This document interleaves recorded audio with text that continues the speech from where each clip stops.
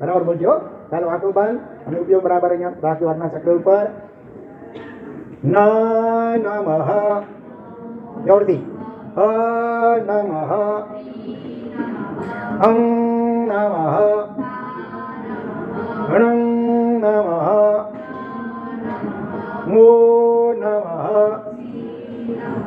દા નમઃ ન નમઃ આ નમઃ હ્રી નમઃ ગણં નમઃ મો નમઃ વ નમઃ યા નમઃ ન નમઃ લો નમઃ સ નમઃ સા નમઃ હ્રં નમઃ છો નમઃ ચ નમઃ મુ નમઃ રો નમઃ વ નમઃ વ નમઃ હણા નમઃ હણો નમઃ ઘ નમઃ હણં નમઃ સ નમઃ સિંહ નમઃ ઢ નમઃ હો નમઃ મં નમઃ લં નમઃ. બહુ સરસ, ધન્યવાદ. એટલે બંધ આંખે અહીંયા અક્ષરો જાણે વાંચવા કોશિશ કરવાની. ટીવીમાં જેમ આવતી હોય ને લાઈનો બધી એક પછી એક અક્ષરો આવતા હોય એવી રીતે અહીંયા જાણે કે ન નમઃ અહીંયા લખેલું હોય ને આપણે વાંચતા હોઈએ એ રીતે કોશિશ કરવાની. બરોબર, ઉપયોગ અહીંયા જ રહે. ચાલો હવે કોણ બોલશે આ બાજુથી? જેની આત્મવિશ્વાસ એક પણ ભૂલ નહીં પડે કે બધાને ભેગું બોલાવીએ. ચાલો બહેનો બધા ભેગા બોલજો હવે. બરોબર, ભાઈઓ પણ ભેગા. ચાલો ત્રીજો નવકાર ભાઈઓ બહેનો બધા પણ ગડબડ નહીં કરતા. હા, ભૂલચૂક થઈ જાય તો તમે સ્ટોપ થઈ જજો, બીજાને બોલવાનું છે, સાંભળજો. રેડી? ન નમઃ અ નમઃ હં નમઃ હ્રં નમઃ મો નમઃ દા નમઃ ન નમઃ આ નમઃ હ્રી નમઃ હ્રં નમઃ મો નમઃ વ નમઃ યા નમઃ ન નમઃ લો નમઃ સ નમઃ સા નમઃ હ્રં નમઃ છો નમઃ જ નમઃ મુ નમઃ રો નમઃ વ નમઃ વ નમઃ હ્ણા નમઃ ગણો નમઃ ગ નમઃ ગણં નમઃ સ નમઃ સિંહ નમઃ ઢ નમઃ હો નમઃ મં નમઃ લં નમઃ. બધાને ખૂબ ખૂબ ધન્યવાદ. થોડી પ્રેક્ટિસ કરજો. આ પહેલી વાર તો જરાક લંબાવીને બોલ્યા. હવે જરાક સ્પીડ વધારીને પણ પ્રેક્ટિસ કરવાની. એકલાએ પણ પ્રેક્ટિસ કરી શકો. બે જણા ભેગા બેસી ભાવેશ અને વીર સામ સામે પ્રેક્ટિસ કરજો. બરોબર? હા હા, ભાવેશનો પાર્શ્વ અને પપ્પા સાથે કરશે ભલે તો ચાલશે. બરોબર, બે બેની જોડી બનાવીને પછી એકલાએ થોડું સ્પીડમાં. ન નમઃ મો નમઃ અ નમઃ હરિ નમઃ હમ નમઃ તા નમઃ રમ નમઃ ન નમઃ મો નમઃ સી નમઃ ધા નમઃ રમ નમઃ ન નમઃ મો નમઃ આ નમઃ ય નમઃ હરિ નમઃ યા નમઃ રમ નમઃ ન નમઃ મો નમઃ ઉ નમઃ વ નમઃ ઝા નમઃ યા નમઃ રમ નમઃ ન નમઃ મો નમઃ લો નમઃ ઈ નમઃ સ નમઃ વ નમઃ ઝા નમઃ ઉ નમઃ રમ નમઃ. આવી રીતે સ્પીડમાં પ્રેક્ટિસ પણ ધીરે ધીરે કરજો. બરાબર. પર્વાણી શક્તિ પ્રોક્તાની બહુની સિજિના ગમે પર્યુષણા સમમ નાસ્તિ કર્મણા મર્મ ભેદ કૃત. આજથી મહામંગલકારી પર્વાદી રાશિ પર્યુષણ મહાપર્વનો મંગલ પ્રારંભ થઈ રહ્યો છે. ઠેર ઠેર ઉપાશ્રય બધા આજે હાઉસફુલ હશે. અને આ 8 દિવસ જૈન શાસનની અંદર બહુ જ મહત્વના ગણાયા છે. સર્વ પર્વમાં શિરોમણી હોય તો આ પર્વાદી રાજ પર્યુષણ મહાપર્વ છે, જેનું મુખ્ય કાર્ય શું છે, મુખ્ય કર્તવ્ય પરસ્પરની ક્ષમા પ્રદાન. તો આ 8 દિવસ દરમિયાન જીનવાણી શ્રવણ કરવા વગેરે દ્વારા, વિવિધ પ્રકારની આરાધનાઓ કરવા દ્વારા, પરમાત્માની ભક્તિ કરવા દ્વારા, તપ કરવા દ્વારા, મૌનનું પાલન કરવા દ્વારા, ક્ષમતાનો અભ્યાસ કરવા દ્વારા એવી 7 દિવસ તૈયારી માટેના 8મો દિવસ પરીક્ષાનો છે સંવત્સરી. એ વખતે આપણી સાચી ક્ષમા થઈ જોઈ હોય, કોઈ પણ પ્રકારની ગાંઠ હૃદયમાં આવે રહેવી જોઈએ નહીં, કોઈ પણ જીવ પ્રત્યે. બરાબર, એની તૈયારી કરજો. તો અને સાથે સાથે કહી દઉં તો પેપર લાવ્યા બીજી પણ એક પરીક્ષા. હમણાં એક પુસ્તક બહાર પડ્યું છે, પ્રભુજી અમને ગમી ગયા, યાને ગુણવર્મા રાસ રાધેશી નિર્મિત ગુણાસીજી, જેમણે જે પીએચડી પણ કરેલું છે. તો આ રાસ 2 ભાગ છે ચોપડીના, અને એના ઉપર આ પેપર છે. જો આ એક ભાગ આવ્યો, આવા 2 ભાગ છે. અને એની છેલ્લી તારીખ 2 માર્ચ 2025, 2 માર્ચ 2025 રવિવાર. દાદરનું આમાં એડ્રેસ છે, એ એડ્રેસ ઉપર તમારે મોકલવાનું રહેશે. પહેલું ઇનામ 21,000, 15, 10,000, 7,500, 5,000. બાકી જેમના પણ 275 સુધી માર્ક છે બધાને આશ્વાસન આવશે. પ્રાપ્તિ સ્થાનો પણ એમાં 6 આપેલા છે, અલગ અલગ મુંબઈના જોઈ લઈશું પછી. જેને પણ ભાવ મને મળજો પછી. બરાબર. અને અત્યારે તો અહીંયા એક જ નકલ આપેલી છે, અત્યારે જોવા માટે રાખીએ છીએ. પણ જેને જોઈએ પછી મુંબઈ તમે જાઓ અઠવાડિયે પછી ત્યારે ત્યાંથી લઈ લેજો. બરાબર. અને આમાં એડ્રેસ પણ આપેલું છે, ક્યાં પાછું પહોંચાડવું દાદરના એડ્રેસ ઉપર. બાકી જે સૂચનાઓ છે એમાં વાંચી લેજો, વધારે સમય નથી રહેતા ત્યારે. અને હવે પર્વાધિરાજમાં અવશ્ય કરવા યોગ્ય એવા કેટલા કર્તવ્યો છે? 5 મહાકર્તવ્યો છે. એમાં પહેલા કર્તવ્ય પર મુનિ રાશિ જ્ઞાનરત્ન સાગરજી મહારાજ બોલશે, પછી બીજો કર્તવ્ય હું બોલી. ચાલો. મંગલમ ભગવાન વીરો મંગલમ ગૌતમ પ્રભુ મંગલમ સ્થૂલિભદ્રાદ્યા જૈન ધર્મોસ્તુ મંગલમ येन જ્ઞાન પ્રદીપેન નિરસ્યાભ્યંતરમ તમા મમાત્મા નિર્મલી ચક્રે તસ્मै સદ્ગુરવે નમઃ તસ્मै શ્રી ગુરવે નમઃ. અનંત ઉપકારી ચરમ તીર્થપતિ શ્રમણ ભગવાન શ્રી મહાવીર પ્રભુનું શાસન મને તમને આપણને સૌને મહાપુણ્યોદયે પ્રાપ્ત થયું છે. આ શાસનની આરાધના દિન દુગોની ને રાત ચુગોની જે પણ આત્મા એને સમજાઈ જાય કે શાસનનું મહત્વ કેટલું છે, તો એને ખબર પડે એક ક્ષણ પણ પ્રમાદ કરવા યોગ્ય નથી. શાસનમાં મળેલી એક એક ક્ષણ એ પર્વ છે. શું છે? ઉત્સવ છે.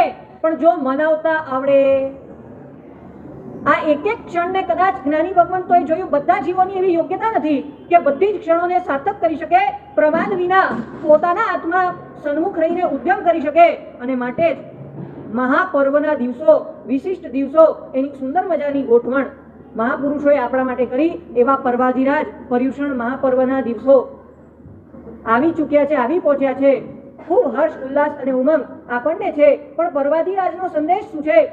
સેકન્ડ વર્લ્ડ વોર, બીજા વિશ્વયુદ્ધ પછી કોઈક જાપાનીને પૂછવામાં આવ્યું કે તમે, અમેરિકાએ તમારો આટલો ખાત્મો બોલાવ્યો, આટલી ખરાબી કરી નાખી, અમેરિકા પાસેથી તમે બદલો શું લેશો? શું પૂછવામાં આવ્યું? અમેરિકા પાસેથી તમે બદલો શું લેશો? એણે બહુ સરસ મજાનો જવાબ આપ્યો. અમેરિકાના રાષ્ટ્રપતિ સ્પીચ આપતા હોય ત્યારે એની પાછળ સ્પીકર સોનીનું હોય છે, એની રૂમમાં એસી હિતાચીનું હોય છે, અને જે ટીવી ઉપર એની સ્ક્રીન આવતી હોય ને, એ ટીવીની સ્ક્રીન તોશિબાની હોય છે. બોલો, આ બધા પ્રોડક્ટ કોના છે? એટલે એ જ અમારી અમેરિકા ઉપર જીત છે કે એ લોકો અમારા પ્રોડક્ટ વાપરે છે. તમને સમજાયું કે નહીં?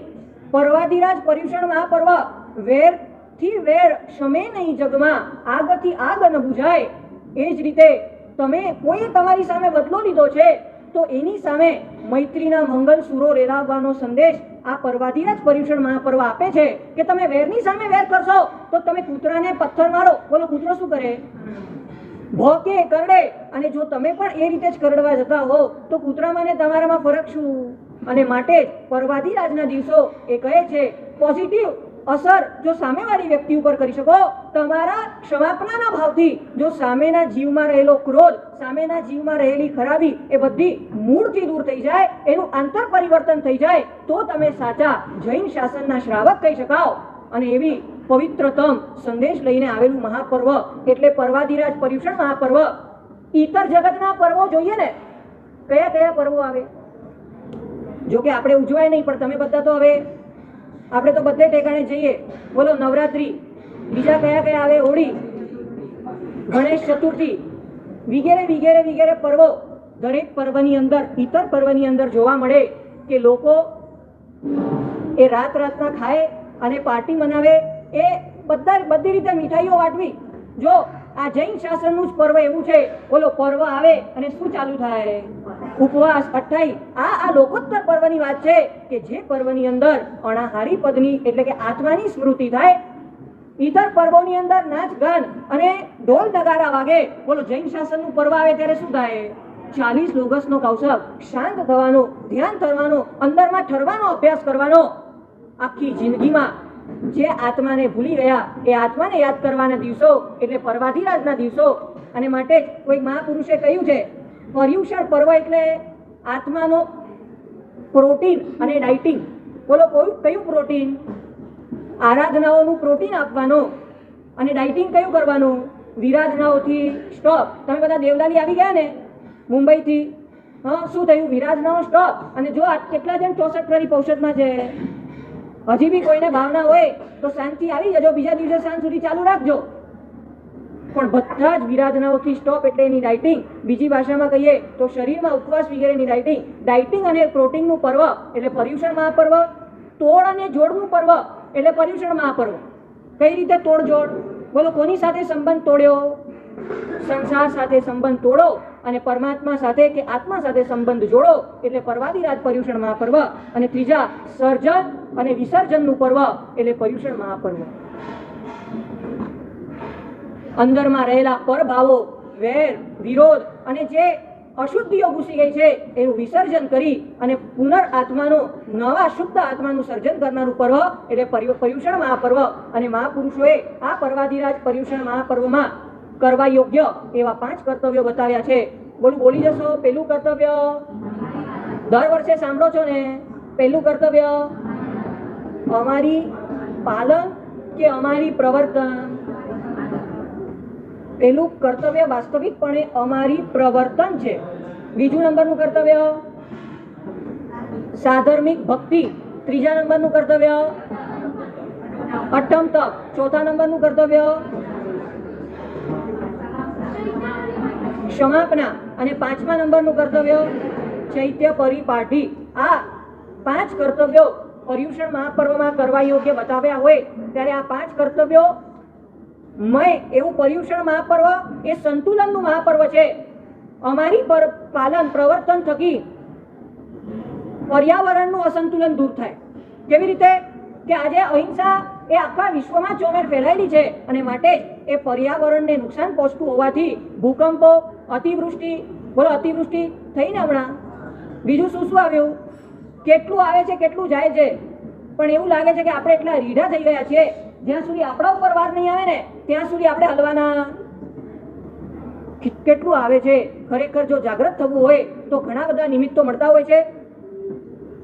પર્યાવરણનું અસંતુલન, પછી સાધર્મિક ભક્તિ, સામાજિક અસંતુલન દૂર કરનારું સાધર્મિક ભક્તિનું કર્તવ્ય. ત્રીજા નંબરમાં ક્ષમાપનાનું કર્તવ્ય જે છે તે સંબંધોનું અસંતુલન દૂર કરવા માટે. ચોથા નંબરનું અઠમ તપ કર્તવ્ય છે એ શારીરિક અસંતુલન દૂર કરવા માટે છે. અને 5મા નંબરનું જે ચૈત્ય પરિપાટી કર્તવ્ય છે એ આધ્યાત્મિક અસંતુલન દૂર કરવા માટેનું. આવા અસંતુલનો દૂર કરી અને પરિપૂર્ણપણે સંતુલિત થવાનો આ મહામંગલકારી પર્વાધિરાજ પર્યુષણના દિવસો જ્યારે આવ્યા છે, અહીંયાથી વ્યાખ્યાન વાણીનું શ્રવણ ગુરુ ભગવાન સંયમ સુવર્ણ વર્ષ જેમનો ચાલી રહ્યો છે એવા આગમ દિવાકર, પરમ પૂજ્ય પ્રશમ રસ નિધિ અધ્યાત્મ યોગી એવા આચાર્ય ભગવાન શ્રી મહોદય સાગર સુરીશ્વરજી મહારાજા, જે પોતે મૈત્રીના મહાસાગર છે અને ક્ષમાપનાના તો એમના પ્રવચનો હોય કે એમની હિત શિક્ષાઓ હોય, જેમના પ્રવચનો થકી સેંકડો લોકોએ જાહેરમાં ક્ષમાપના લીધી હોય એવા મહાપુરુષનું સાનિધ્ય પામી અમે તો બધું આપવા તૈયાર છીએ.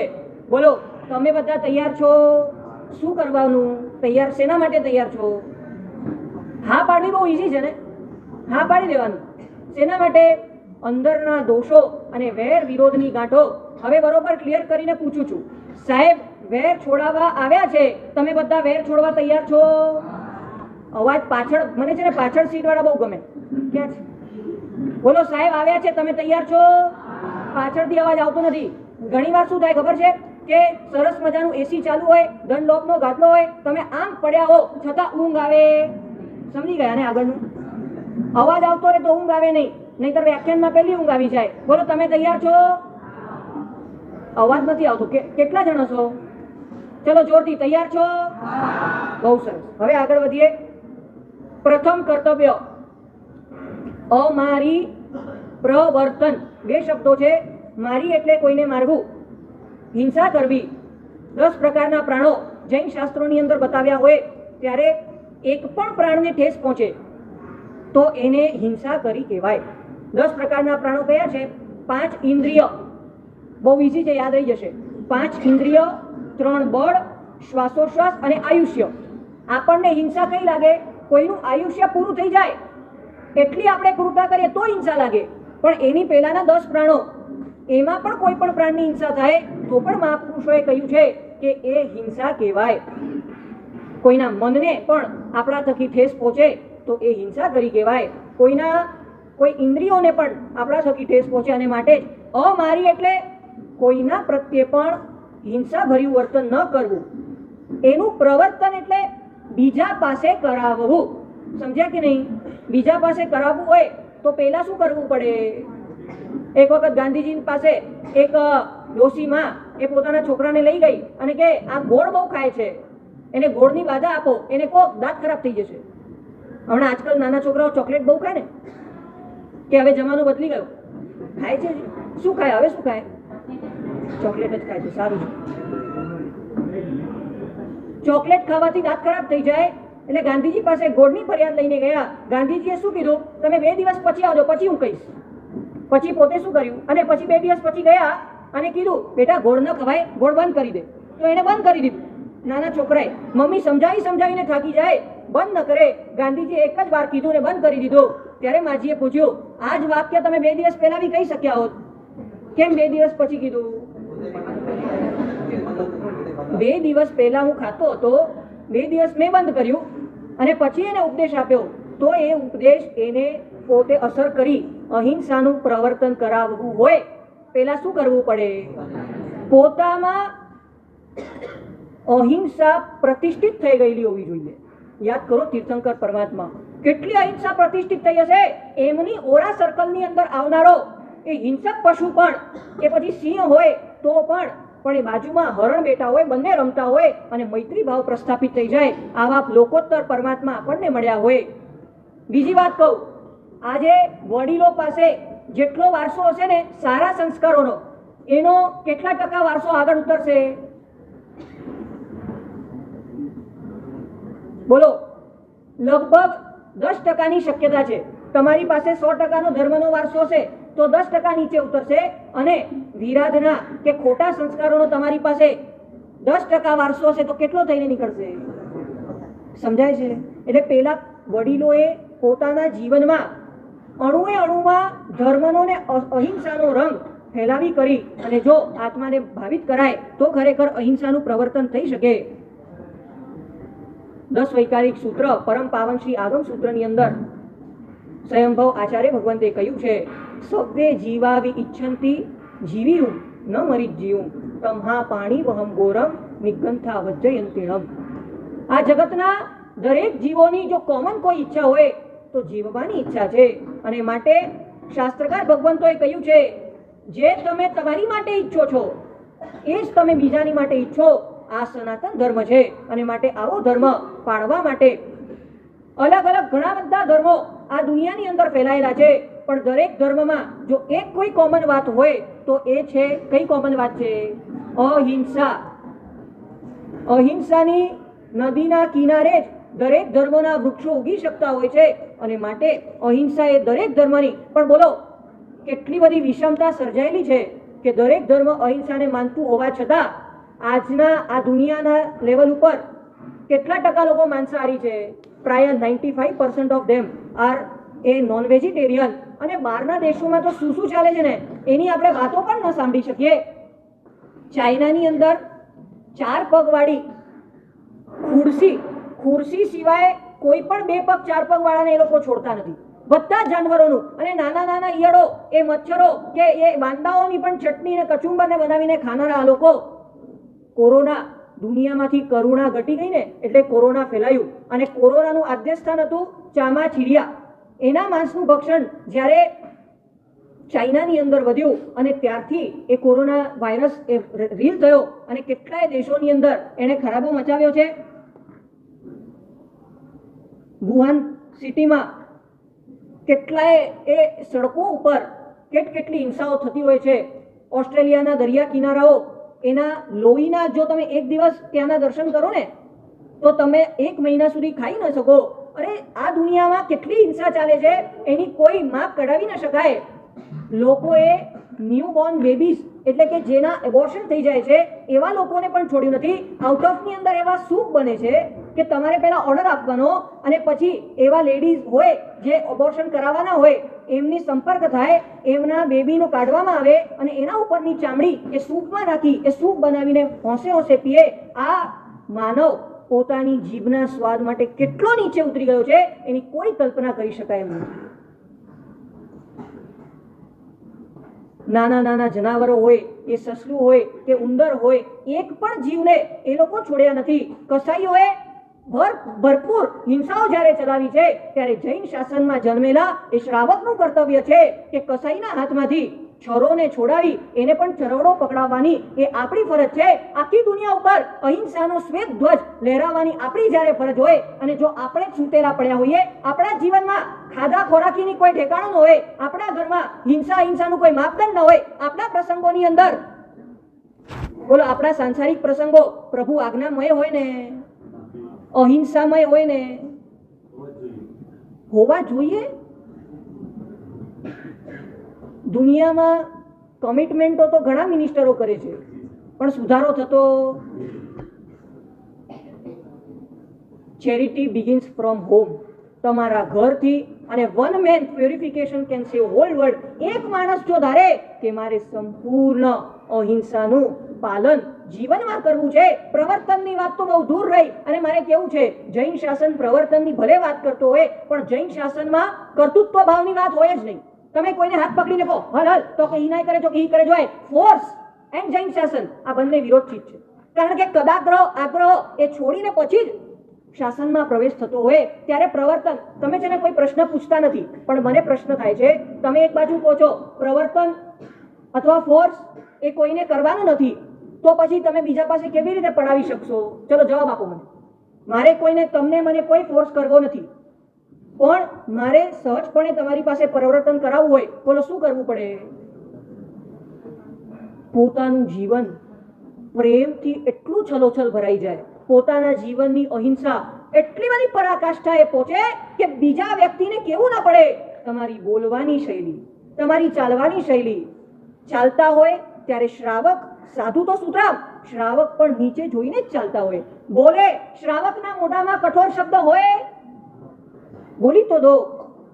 અચ્છા, કઠોર શબ્દ પણ ન હોય તો જેને દુનિયાના લોકો ગાળો કહે એ શ્રાવકના મોઢામાં આવે? શ્રાવકના મોઢામાં હલકા શબ્દો આવે?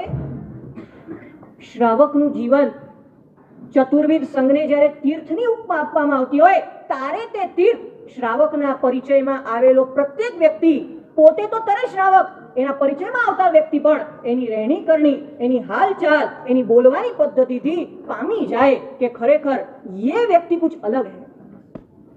શું લાગે છે આપણને?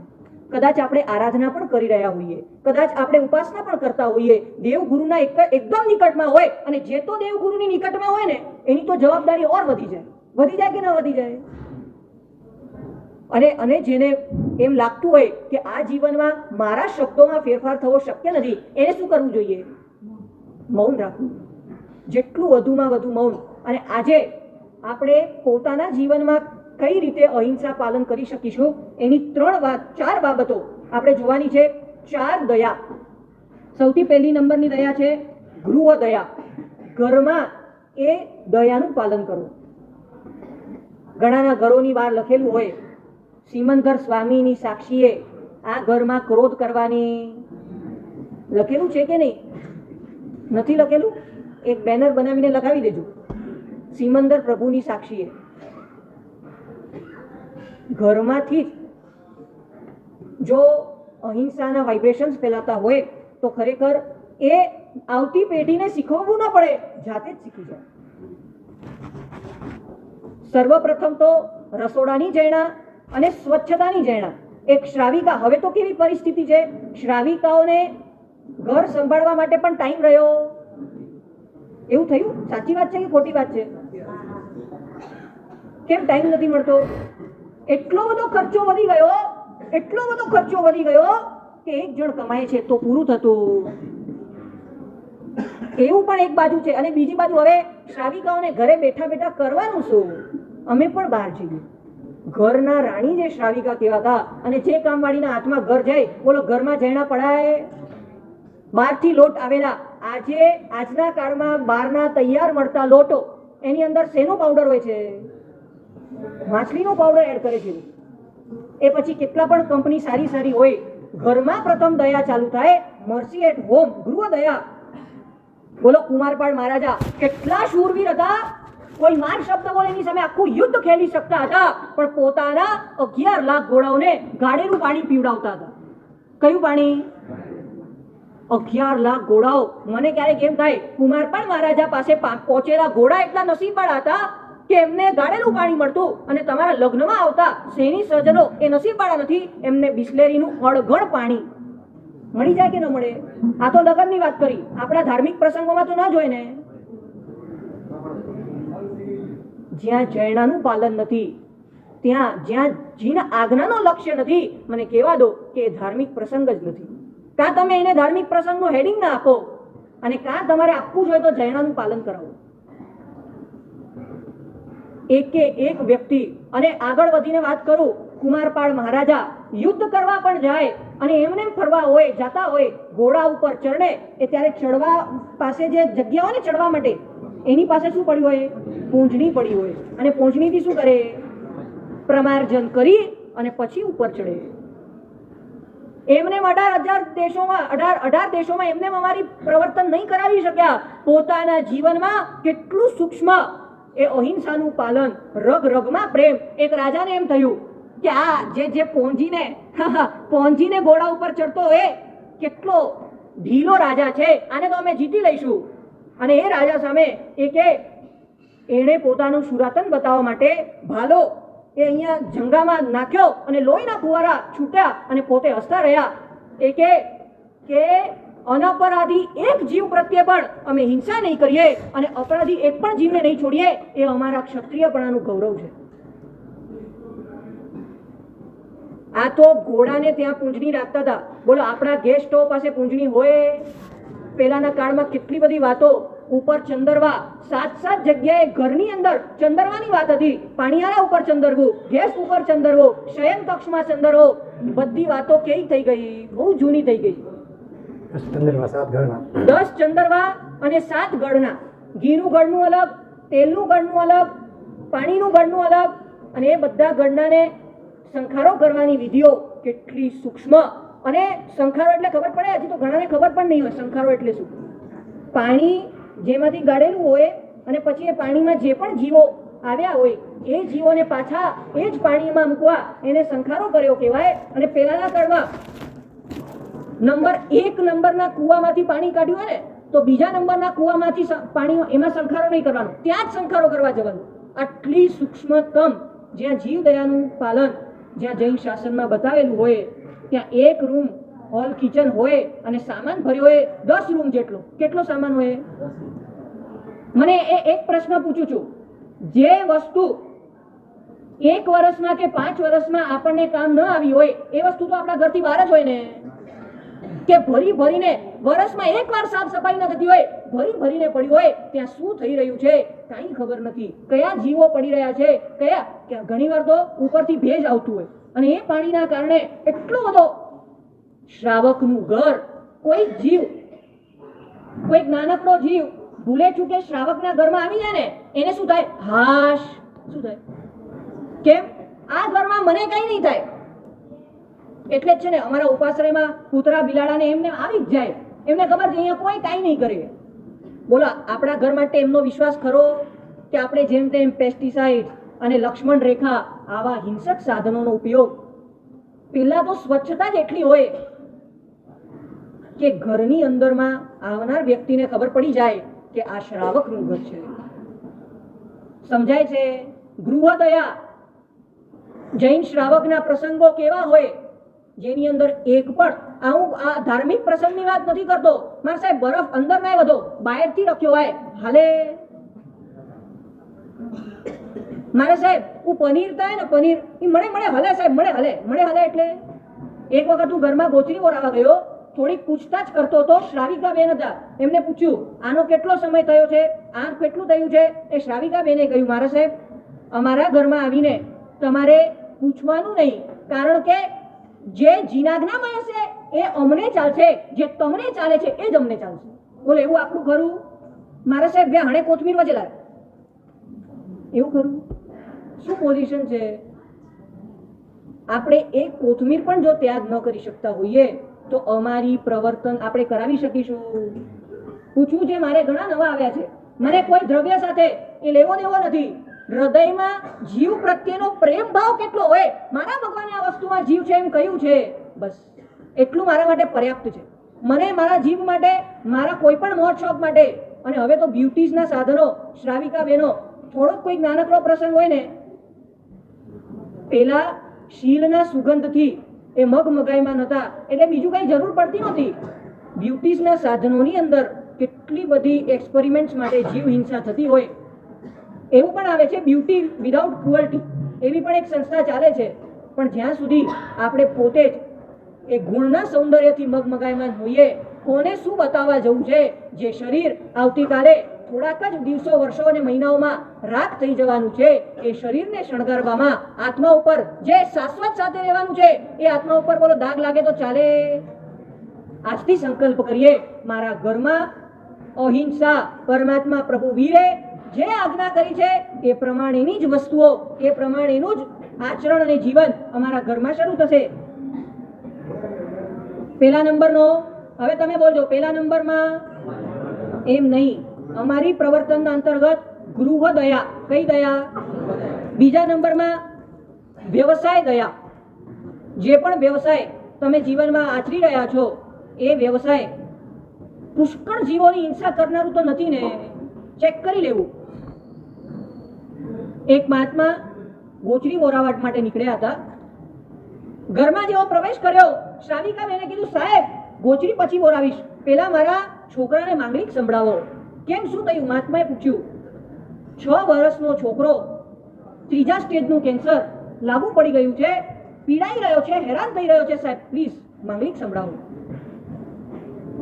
સાહેબે, મહાત્માએ ખાલી એટલું જ પૂછ્યું કે શા માટે આ પરિસ્થિતિ ઊભી છે. ત્યારે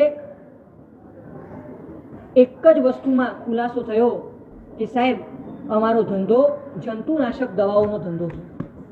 આ જંતુનાશક દવાઓ કેટલાય લોકોના, કેટલાય જીવોની કિલામણામાં એ નિમિત્ત બનવાનું ત્યારે તો ફીલ થતું હતું, પણ ન છૂટ્યું તે ન છૂટ્યું. અને આજે એના ખરાબ પરિણામ અમારા જીવનમાં દેખાઈ રહ્યા છે. જે ખરાબ ધંધાઓ, પછી એ મોટા મોટા બિલ્ડર્સના ધંધાઓ હોય, લેવેચના ધંધાઓ હોય, કેટલાય ગરીબ લોકોની હાય લઈ એમના જમીનો હડપી અને તમે પૈસા મેળવો. એક વસ્તુ નક્કી કરો, પૈસા ઓછા હશે તો ચાલશે, પણ પાપ વધવું જોઈએ. ઓછા પૈસામાં ચાલી જાય કે નહીં? કેટલું જોઈએ પેટને? આ તો જ્યાં આવે પેટ ભરાય, પટારા ભરાય, હજી કેટલું ભરાય? પેટીઓ ભરાય. એક વખત એક શેઠે, બહુ મોટા ગજાના શેઠ, તમારા જેવા હશે, એક હતા શેઠ જેનું મોટું. એ શેઠે મુનિમજીને કહ્યું કે આપણા તિજોરીમાં કેટલા પૈસા છે જણા ગણી લો, હવે એક વખત ખબર તો પડે. અને મુનિમજીએ પહેલા તો ટેન્શન આવી ગયું મુનિમજીને કે આ બધું ગણવા બેસીશ, કેટલા દિવસો, કેટલા પસીનાના રેલા નીકળે છે. શેઠ હવે ઘણું છે, રેવા દો ને. ના ના, ગણવું જ પડશે. અને ગણવા માટે મુનિમને અંદર મોકલ્યા છે. 2, 3, 4, 5 દિવસ માંડ ગણતરી પૂરી થઈ. અને શેઠે મુનિમજીને કીધું, ભાઈ કેટલા છે? ત્યારે કાનમાં આવીને એ મુનિમજીએ કીધું, શેઠજી 70 પેઢી બેઠા બેઠા થાય ને તોય પૂરું ન થાય એટલું છે. અને શેઠ રડવા લાગ્યા શેઠ. અને શેઠાણી આવ્યા, હા મુનિમજી કેવા સમાચાર આપ્યા છે? પૂછ્યું શેઠજી કેમ રડો છો, શું સમાચાર છે? કે 70 પેઢી સુધી જમી લેશે, મારી 71મી પેઢી શું કરશે? કોની ચિંતા છે? 71મી પેઢીની ચિંતા છે. પણ જે આત્મા સનાતન છે, આટલો પૈસો, જે પૈસા પાપના રસ્તે આવશે, પાપના રસ્તે જ જશે અને તમારા ઘરની અંદર બધું ખેદાન મેદાન કર્યું છે. એ બિલ્ડરોની દશા અમે જોઈ છે.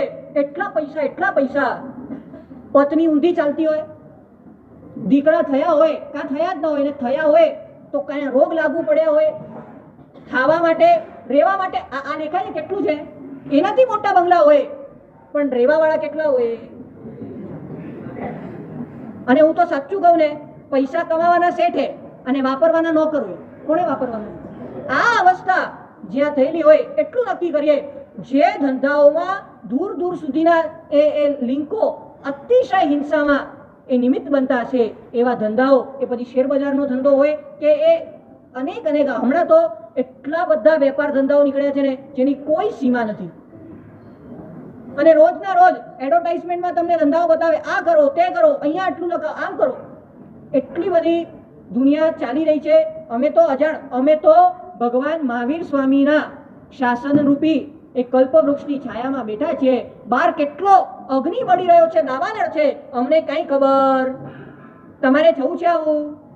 બોલો, આવું છે? શાંત થવું છે? શાંતિ જોઈએ છે? કેટલા જણને શાંતિ જોઈએ છે? પાછળવાળા શાંતિ નથી જોઈતી, ઇન્ટરેસ્ટ જ નથી. જાઓ, પેલા નંબરની દયા બોલો જોરથી. પેલા નંબરની ખાલી બોલવાનું નથી, કરવાનું પણ છે પાછું. પેલા નંબરમાં, બીજા નંબરની, ત્રીજા નંબરમાં આવે વ્યવહાર દયા. કઈ દયા? કામવાળી હોય અને એનો એકનો એક છોકરો હોસ્પિટલમાં એડમિટ હોય, પૈસાની બહુ જરૂરિયાત હોય, આપણે સામે જઈને એને આશ્વાસન આપીએ ને કે ક્યારે પણ ચિંતા નહીં કરતા. હું તો કહું છું, કદાચ પૈસા પણ આપી દો તમે, પણ આપણો વ્યવહાર તો मधुर જ હોય ને. जा जा अभी लेके जा, क्या हमेशा तेरा माथाकूट रहता है? क्या पैसे करते हैं हमेशा? तुमको कुछ काम ही नहीं है, काम करना नहीं और पैसा. अरे यार, जीव છે સામે વાળો, તમારા શબ્દો કંઈક તો વિચારો. જે જૈનને જીવ માત્ર પ્રત્યેનો અંતરનો પ્રેમ નથી, હું કહું છું એ જૈન કહેવા માટે લાયક નથી, કેવડાવવા માટે. જૈન એટલે કોણ? જીનેશ્વર ભગવંતે દુનિયાના તમામ જીવોને પોતાનો પરિવાર ગણ્યો હોય, અને જીનેશ્વર ભગવાનનો અનુયાયી એ જ કહેવાય જેને તમામ જીવો સાથે કોઈ પણ ભેદભાવ વિના મૈત્રી ભાવનો મધુર સંબંધ પ્રસ્થાપિત હોય.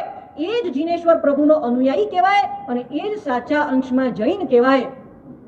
યાદ આવે શેઠ દેવજીભાઈ ને નાનજીભાઈ, એમના ઘરે કામ કરનારા જે પણ લોકો એમને એટલા બધા સારી રીતે સાચવે કે એ લોકો જો એમને જવું પણ પડે ને ક્યાંય તો આંખમાં આંસુ હોય, શેઠને છોડીને જવું પડે છે. યાદ આવે સિદ્ધાર્થ મહારાજા, જેમના ઘરના લોકો એમને શું શબ્દમાં એ સંબોધન થતું? કૌટુંબિક પરિવાર. અને આવો એ નિકટનો સંબંધ એ નોકરો સાથે પણ હોય તો ખરેખર એ આપણા ધર્મનો અનુમોદના દ્વારા એને બોધિ બીજની પ્રાપ્તિ થાય, અને ક્યારેક ને ક્યારેક એ શાસનનો પ્રવેશ પામી પોતાના આત્માનું કલ્યાણ કરી શકે. આજથી નક્કી કરીએ, દ્રષ્ટિમાં બહારની વિષમતાઓ ન લાવતા આત્મા જોઈશું. એ પછી કામવાળા હોય કે કોઈ ભિક્ષુક ભિખારી હોય કે પછી રસ્તે રઝળતા કોઈક એવા વ્યક્તિઓ હોય, બસ આપણે બધાને પ્રેમ કરીએ. આપણા પ્રેમના સર્કલનો વિસ્તાર જેટલો વધારતા જઈશું એટલો આપણા જીવનમાં આનંદ વધતો જશે. વ્યવહાર દયાની વાત ચાલુ છે. બહુ મધુરતાથી હેલ્પફુલ નેચર રાખીએ. આપણા જીવનની રહેણી કરણી, આપણા વેશની મર્યાદાઓ, આપણા એ વાત હિલચાલ એટલે કે ચાલવાની પદ્ધતિ, બોલવાની પદ્ધતિ, આ બધા દ્વારા એમાં અહિંસા ઉદ્યોતિત થાય, પ્રેમ ઉદ્ભાવિત થાય એવી શ્રાવકની રહેણી કરણી હોય. અને ત્રીજા નંબરની વાત આના સંદર્ભમાં કે આપણા મોઢામાંથી કટુ વચન ક્યારે પણ ન, કોઈના હૃદયના ટુકડે ટુકડા થઈ જાય એવા હલકામાં હલકા, કડવામાં કડવા વચનો આપણા મોઢામાંથી નીકળવા જોઈએ. બોલો, આટલું તો નક્કી કરી શકીએ કે નહીં? કેટલા પૈસા પડે? અને હું તો તમને સામેથી કહું છું, તમે આખી જીવનમાં લોકોને પ્રિય થવા માટે જેટલી મહેનત કરી હતી એટલી મહેનતમાં તમે લોકોને જેટલા પ્રિય નહીં થયા હો, તમે ખાલી મધુર વચન ચાલુ કરો, બોલો લોકની પ્રિયતા મેળવી શકશો કે નહીં? ગેરંટી. આટલું સ્વભાવમાં પરિવર્તન કરીએ, પ્રેમથી બોલાવીએ. 2 શબ્દો કાંઈ ના આપી શકીએ તો પ્રેમના 2 શબ્દો. ઘરમાં વડીલો હોય અને એ વડીલોને, નાના છોકરાઓ છે, વડીલો છે, એ વડીલોને છોકરાઓ માટે આખા દિવસમાં આપણી પાસે સમય કેટલો? તમે બધા તો વડીલો જ છો ને? દેવલાલીમાં નાના છે કે વડીલો જ છે? પણ વડીલોના વડીલો હોય પાછા, એવું નથી. આખા આજની પરિસ્થિતિ કેવી છે કે સોફાના એક કોર્નર ઉપર એક જણ બેઠો હોય, બીજા કોર્નર ઉપર બીજા જણ બેઠો હોય, પણ વાત કરતા હોય બીજા સાથે. દુનિયાની બહાર વાત થતી હોય, મોબાઈલ ઉપર ચેટિંગ થતી હોય, ફોન થતો હોય, પણ એકબીજા સાથે વાત કરવાનો સમય ન હોય. ત્યારે ખરેખર ઘરમાંથી જ્યારે અહિંસા અમારીનું પ્રવર્તન શરૂ કરાવવું હોય, કટુ વચનને એ સ્થાન ના આપીએ. બોલો, પહેલા નંબરની દયા. અવાજ જોરથી. પહેલા નંબરમાં, બીજા નંબરમાં, ત્રીજા નંબરમાં અને ચોથા નંબરની છે આત્મદયા. બસ દિવસની અંદર સ્વરૂપમાં ઠરવાનો પ્રયાસ. આવા ગુરુ ભગવંતોનું સાનિધ્ય, ધ્યાનની જુદી જુદી પદ્ધતિઓ સાહેબ બતાવે. મહોપાધ્યાય શ્રી યશો વિજયજી મહારાજ 125 ગાથાના સ્થળમાં કહે છે, નિજ દયા વીણ કહો પર દયા હોવે કવણ પ્રકારે. જે આત્માને પોતાની દયાની ચિંતા નથી તો એ જીવ બીજાની દયા ક્યાંથી કરી શકશે? બોલો, આખા દિવસમાં આપણી પાસે પોતાના માટે હું કોણ છું, ક્યાંથી આવ્યો, મારે શું કરવાનું હતું અને હું શું કરી રહ્યો છું, આ ચિંતન કરવા માટે દિવસમાં 5 મિનિટ હોય, 10 મિનિટ, 5 જ ન હોય તો 10 ક્યાંથી હોય?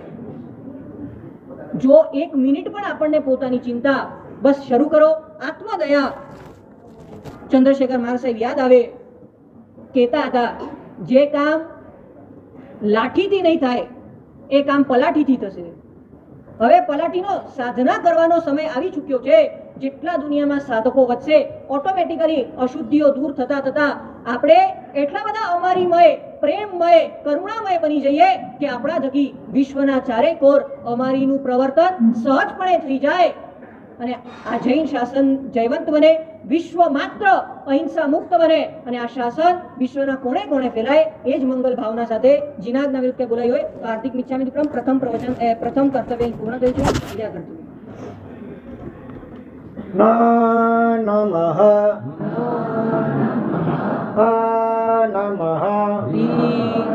આગળનું બોલો. નમઃ તાનમઃ નમઃ નાનમઃ મો નમઃ શ્રીનમઃ ધા નમઃ નમઃ ન નમઃ મો નમઃ આ નમઃ શ્રી નમઃ નમઃ મો નમઃ વ નમઃ યા નમઃ ન નમઃ લો નમઃ સ નમઃ સા નમઃ ણં નમઃ એ નમઃ સુ નમઃ પમ નમઃ ચ નમઃ ન નમઃ મુ નમઃ કા નમઃ රු નમઃ સ નમઃ વ નમઃ પા નમઃ વ નમઃ પ નમઃ ણા નમઃ સ નમઃ નો નમઃ મમ નમઃ દ નમઃ લા નમઃ ણં નમઃ ચ નમઃ સ નમઃ વે નમઃ ચિં નમઃ પ નમઃ ઢ નમઃ મ મમ નમઃ હો નમઃ ઈ નમઃ મં નમઃ લં નમઃ. I am very sorry. I love you. Please forgive me. Thank you very much. धन्यवाद. एगत्त सब धम्मा साहम्य वत्सलं तु एगत्त बुद्धि तुलाए तुलिया डोविय तुल्लाई भणियाई. પરવાધિરાજમાં અવશ્ય કરવા યોગ્ય એવા 5 કર્તવ્યોમાં પહેલું કર્તવ્ય આપણે હમણાં સાંભળ્યું, અમારી પ્રવર્તન, પાલન વત્તા પ્રવર્તન. અને હવે બીજું કર્તવ્ય કયું આવે છે? સ્વામી વાત્સલ્ય. બરોબર છે? આ સ્વામી વાત્સલ્ય નહીં, બરોબર નહીં? ઘણા બોલતા હોય સ્વામી વત્સલ, હકીકતમાં એ શબ્દ બરોબર બંધ બેસતો નથી. સાધર્મિક વાત્સલ્ય, સાહમ્ય વત્સલ્યમ શબ્દ મૂક્યો છે. ભગવાન મહાવીર સ્વામીના અવધિ જ્ઞાની શિષ્ય ધર્મદાસ ગણી ઉપદેશ માલાની અંદર પ્રસ્તુત શ્લોકમાં બહુ જ મહત્વની વાત સાધનિક વાત્સલ્યના કર્તવ્યના અનુસંધાનમાં કરી રહ્યા છે કે બુદ્ધિ તુલાએ, બુદ્ધિથી એ કલ્પના કરો, તુલા એટલે ત્રાજવું હોય, એમાં એક પલ્લામાં સબ ધર્મમાં સર્વ પ્રકારની ધર્મ આરાધનાઓ ધર્મ ક્રિયાઓ મૂકવામાં આવે. અને બીજી બાજુ સાહમ્ય વત્સલમ તુ વેગત્થ, સાધર્મિક વાત્સલ્ય એ બીજા પલ્લામાં મૂકવામાં આવે તો બુદ્ધિ તુલાય તુલ્યા ડોવી તુલ્લાય ભણ્યા, અહીં બંને સમાન થાય કે છે. એક બાજુ તમે અનેક પ્રકારની ધર્મ આરાધના કરતા હો, 28 ડિગ્રી તપસ્યા કરતા હો, બ્રહ્મચર્ય પાલન કરતા હો, હજારો લાખો દાન આપતા હો, શીલ પાડતા હો, તપ કરતા હો, વગેરે વગેરે, પૂજા પ્રતિક્રમણ સામાયિક ઔષધ, આ બધી ધર્મ ક્રિયાઓ એક પલ્લામાં મૂકવામાં આવે અને બીજા પલ્લામાં માત્ર એક સાધર્મિક વાત્સલ્ય સત્ય પ્રકારે એ મૂકવામાં આવે. ત્યાં તો એમ પણ સાંભળ્યું છે કે આ ચડી જાય, નમી જાય સાધર્મિક વાત્સલ્યનો પલ્લો, પણ અહીંયા એમ કહ્યું છે કે ડોવી તુલ્લાઈ ભણ્યા, બંને તુલ્ય એટલે સમાન કયા છે. આટલું બધું મહત્વ સાધર્મિક વાત્સલ્યનું ધર્મદાસ ગણી મહારાજ શા માટે ત્યાં હતા હશે?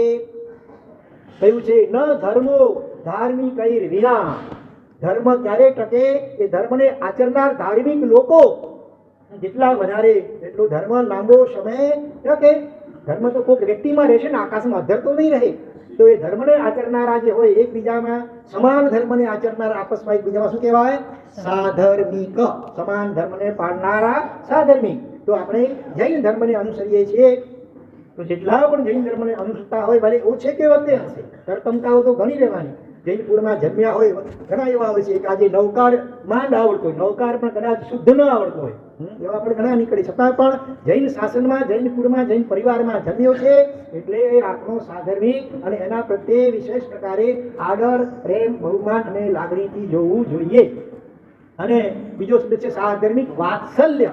વાત્સલ્ય શબ્દ ક્યારે વપરાય? કયા કોના પ્રત્યે પ્રેમ જે હોય એને માટે વાત્સલ્ય શબ્દ વપરાતો હોય છે. હા ના વીરકુમાર બોલ, નહીં તો મમ્મી નારાજ થશે. મમ્મીને છોકરાઓ માતા અને પોતાના બાળક પ્રત્યે જે પ્રેમ હોય એને માટે ખાસ વાત્સલ્ય શબ્દ વાપરવામાં આવે છે. વત્સ ઉપરથી, વત્સ એટલે સંતાન, પુત્ર, વત્સલ વાછરડો, દીકરો, એના ઉપરનો જે પ્રેમ એને કહેવાય વાત્સલ્ય. તો સાધર્મિક પ્રત્યે વાત્સલ્ય ભાવ આપણા અંતરમાં ઉમટવો જોઈએ. કારણ કે આજે સાધર્મિક છે ત્યારે આપણે થોડું ઘણું પણ ધર્મ કરી શકીએ છીએ. જો આજુબાજુમાં કોઈ સાધર્મિક હોય જ નહીં, ફોરેનમાં ઘણા એવા કુટુંબો છે, એવા આજુબાજુમાં સેંકડો કિલોમીટર સુધી કોઈ સાધર્મિક પરિવાર હોય નહીં, દેરાસર પણ દૂર દૂર હોય, ક્યાંક માંડ કલાકવાર કારમાં કલાકવાર લાગે પહોંચતા, એવી સ્થિતિ હોય. ત્યારે આપણે કેવા દેશમાં જન્મ્યા છીએ, એમાં દેવલાલી તો ધર્મ નગરી કહેવાય, ત્યાં 52-42 બધા જ સાધર્મિકોનો આ મેળો જામે, બરોબર ને? તો આપણે જે કંઈ કરીએ છીએ ને, સંગ તેવો રંગ અને સોબત તેવી અસર. આપણી આજુબાજુમાં ધર્મને આચરનારા જ્યારે અનેક સાધર્મિકો વિદ્યમાન છે એ જોઈ જોઈને આપણને ભાવ થાય કે આ ભાગલો પારસો આટલો નાનકડો, હા, એ પણ જો ચોસઠ પોરી પૌષધ કરે છે દર વર્ષે, તો પછી આપણાથી આપણે કેમ ન કરીએ? બરોબર ને? આ યુવાવસ્થામાં રિક્ષા લેવા તૈયાર થયા છે ભૂમિકો, તો પછી એ જીવ તું કેમ કંઈ કરતો નથી? એ રીતે જોઈ જોઈને પણ આપણા હૃદયમાં ભાવો જાગે. એ ક્યારે શક્ય બને? જ્યારે આજુબાજુમાં સાધર્મિકો રહેતા હોય ત્યારે. એટલે તો એ સાધર્મિક આપણા ધર્મરાજગણી મહારાજે કહ્યું છે કે સાર્વકે મકાન ધારો કે લેવું હોય કે બાંધવું હોય તો કેવા કેવા સ્થાને પસંદ કરવાનું, તમે કેવા સ્થાને પસંદ કરો, શું શું જોઈએ બાજુમાં? Railway station, railway station, market, bus stop, શાક માર્કેટ વગેરે, બ્લોક વગેરે વગેરે, અને સી ફેસ, બરોબર ને? આ 25મા માળે દરિયાની હવા આવતી હોય, હા, શ્રાવક એ તો જનરલ કોઈ પણ કરે, હા, જે જૈન શ્રાવક શ્રાવિકા એ તો કેવા સ્થાનને પસંદ કરે કે જ્યાં આજુબાજુમાં દેરાસર નજીક હોય, ઉપાસક નજીક હોય, મુનિ ભગવંતોનું આવાગમન થતું હોય, અને ઘર ગ્રાઉન્ડ ફ્લોર કે પહેલે માળે, બહુ તો બીજે માળે હોય, જેથી કરીને આપણે સુપાત્ર દાનનો પણ લાભ અવારનવાર મળી રહે. એવા સમજુ શ્રાવિકાઓ પણ છે કે પોતાના પતિને કહી દે, હા, કે આપણે બીજા માળાથી ઉપર તો જવું જ નથી, હા, કારણ કે ઉપરના 20-25ના માળે રહેતા હોઈએ, જિંદગીમાં ભાગ્યે જ ક્યારે આપણે સુપાત્ર દાનનો લાભ મળી. બીજું ઓછું વધુ હશે ચાલશે, રેલવે સ્ટેશન કે બસ સ્ટોપ દૂર હશે તો ચાલશે, શાક માર્કેટ દૂર હશે તો ચાલશે, પણ દેરાસર ઉપાસો એને સાધર્મિકો આપણી નજીકમાં હોય એવા સ્થાને જે આપણે ઘર કે મકાન લેવું છે. શ્રાવક બનતા સુધી તો મકાન પોતાનું નવું બંધાવે નહીં, એ તૈયાર હોય એની લે, જેથી કરીને પોતાના નિમિત્તે આરંભ સમારંભ બને ત્યાં સુધી એ ન કરાવે. તો આવા સાધર્મિકોનો કેટલો બધો ઉપકાર છે કે આપણે જે કાંઈ પણ થોડી ઘણી નાની મોટી આરાધનાઓ કરી રહ્યા છીએ, ત્યાં ક્યારે કે આજે આજુબાજુમાં સાધર્મિક બધા રહે છે અને અનેક પ્રકારની આરાધનાઓ કરે છે. એમને જોઈને આપણા અંતરમાં પણ તેવા પ્રકારની વિશિષ્ટ ધર્મ આરાધનાઓ કરવાના ઉત્સાહ લાગે છે. જો આજે કેટલાય ભાગ્યશાળીઓ મુંબઈમાં કોઈ ઘાટકપરથી, કોઈ કાંદીવલીથી, કોઈ પરેલ વગેરેથી અલગ અલગ પરાઓમાંથી અહીંયા આરાધના કરવા માટે, 64 પોરી કૌશલ કરવા માટે આવેલા છે. અગાઉ 72 પોરી કૌશલ કરેલા હતા અને વળી પાછા પણ કરશે. આ બધાને જોઈને આપણને પણ ભાવ જાગે. એકથી ચડે એવા અહીંયા કેટલાના વર્ણન કરું. નંદકુમારની સાથે આપણે ભગવાનની ભક્તિ ખરેખર જોવા જેવી હોય. બેઠા છે મહેશભાઈ નાગલપુર વાળા, હા, એક દ્રવ્યથી આંબેલ 500 આંબેલ ખાલી અરજના ભાગ ગઈકાલે પણ મેં એમનો ઉલ્લેખ કર્યો તો બપોરની ભાષણાની અંદર. એક દ્રવ્યથી 500 આંબેલ ખાલી ભાત અને પાણીથી હોય, ખાલી ઘૂઘરી હોય ઘઉંની, એક ચીજથી માત્ર 500 કે 350 કે 250 વગેરે આંબેલો કર્યા. આમ અલગ અલગ વેરાયટી ધરાવનારા આ બધા સાધર્મિકોને જોઈને આપણને પણ નવા ભાવો જાગતા હોય છે. એ દ્રષ્ટિએ સાધર્મિકોનો આપણા ઉપર બહુ મોટો ઉપકાર છે. ત્યારે આપણું કર્તવ્ય છે કે કદાચ કોઈ કર્મ સંજોગે સાધર્મિક આર્થિક દ્રષ્ટિએ નબળા હોય તો એને સારી રીતે ટેકો આપી કરીને આપણે ઊંચે લાવવા જોઈએ. ભૂતકાળમાં એવા સાધુ થઈ ગયા કે કોઈ નવા ગામમાંથી કોઈ પણ આવે એમના ગામ કે નગરની અંદર એટલે સીધો એને કરોડપતિ બનાવી દે એવી વ્યવસ્થા એમણે ગોઠવી હતી. એવા 360 સાધર્મિકોને કરોડપતિ બનાવ્યા હતા, જેથી કરીને જે પણ નવો આવે ને એમાં કઈ ગામમાં રહેવા માટે એને અમુક કંઈક સોનાની ઈંટ કે એવી રીતે અપાતી હતી, જેથી એ પણ કરોડપતિ બની જાય અને એ પણ એવી રીતે બીજા સાધર્મિકોની ભક્તિ કરતા થઈ જાય. વર્તમાન કાળમાં પણ એવા વિશિષ્ટ શ્રાવકો છે. ભૂતકાળમાં અનેક દ્રષ્ટાંતો છે. ભરત ચક્રવર્તીના, પછી કુમારપાળ મહારાજાના, વસ્તુપાળ તેજપાળ મંત્રીશ્વરના, ઝાંઝણ શાહના, ડેડા શાહના, પેથળ શાહના અને પેલો ખેમો ડેડરાણી, આખા ગુજરાતને ઝાંઝણ શાહે જમાડ્યું હતું. બરોબર, નરસિંહ અનેક છે. નરસિંહ નાથા આપણા નજીકના ભૂતકાળમાં કહીએ તો નરસિંહ નાથા, કેસરી નાયક વગેરે વગેરે. પણ વર્તમાન કાળની અંદર જ્યારે તમે સ્વાર્થની બોલબાલા છે, બીજાનું જે થવાનું હોય થાય, મારા પેટને પટારા ભરાવા જોઈએ આવી સ્વાર્થાંધતા વકરી રહી છે. ચોમેર જ્યારે કરી કેટલાય વિધવા બહેનો હોય, ખાલી એ વ્યાજની રકમ પર ગુજરાત ચાલતું હોય માંડમાં, અને એવાની જો રકમ આપણે એમને બસ હાથ ઊંચા કરી નાખીએ બધું હોવા છતાં પણ એને કેટલાને હાયની નિશાસા લાગતા હશે અને પરલોકમાં એવા આત્માનું શું થશે, ખૂબ કરુણા ઉત્પન્ન થાય. ખરેખર સાધર્મિક તો પડતો હોય એને ઊભો કરી જવું જોઈએ. વાંસનું જંગલ તમે જોયું છે? હા, એવા નજીકમાં હોય ને કોઈ વાંસ આમ ઉખડી ગયો તો પડો ન દે, એની જગ્યા જ ન હોય, એને પાછો ઊભો કરી દે. એટલે એ રીતે ખરેખર સાચા જૈન શ્રાવક શ્રાવિકા તે કહેવાય કે પોતાની આજુબાજુમાં, પોતાની બિલ્ડિંગ કે સોસાયટીમાં, પોતાના ગામ નગરની અંદર જે પણ એવા નબળા સાધનિક હોય કર્મ સંયોગે તો એમની શું કરે? ભક્તિ કરે, એને મદદ, એને સહાય. આ શબ્દો બહુ નબળા છે. સાધર્મિકનું વાત્સલ્ય અથવા ભક્તિ કરવાની કઈ છે. એના માટે ભૂલે ચૂકે પણ વિચારો શબ્દ બોલાય કે વિચારાય પણ ખરો નહીં. વિચારો દુઃખી છે, વિચારો નબળો છે નહીં. સાધર્મિક પ્રત્યે આદર બહુમાનની દ્રષ્ટિ હોવી જોઈએ.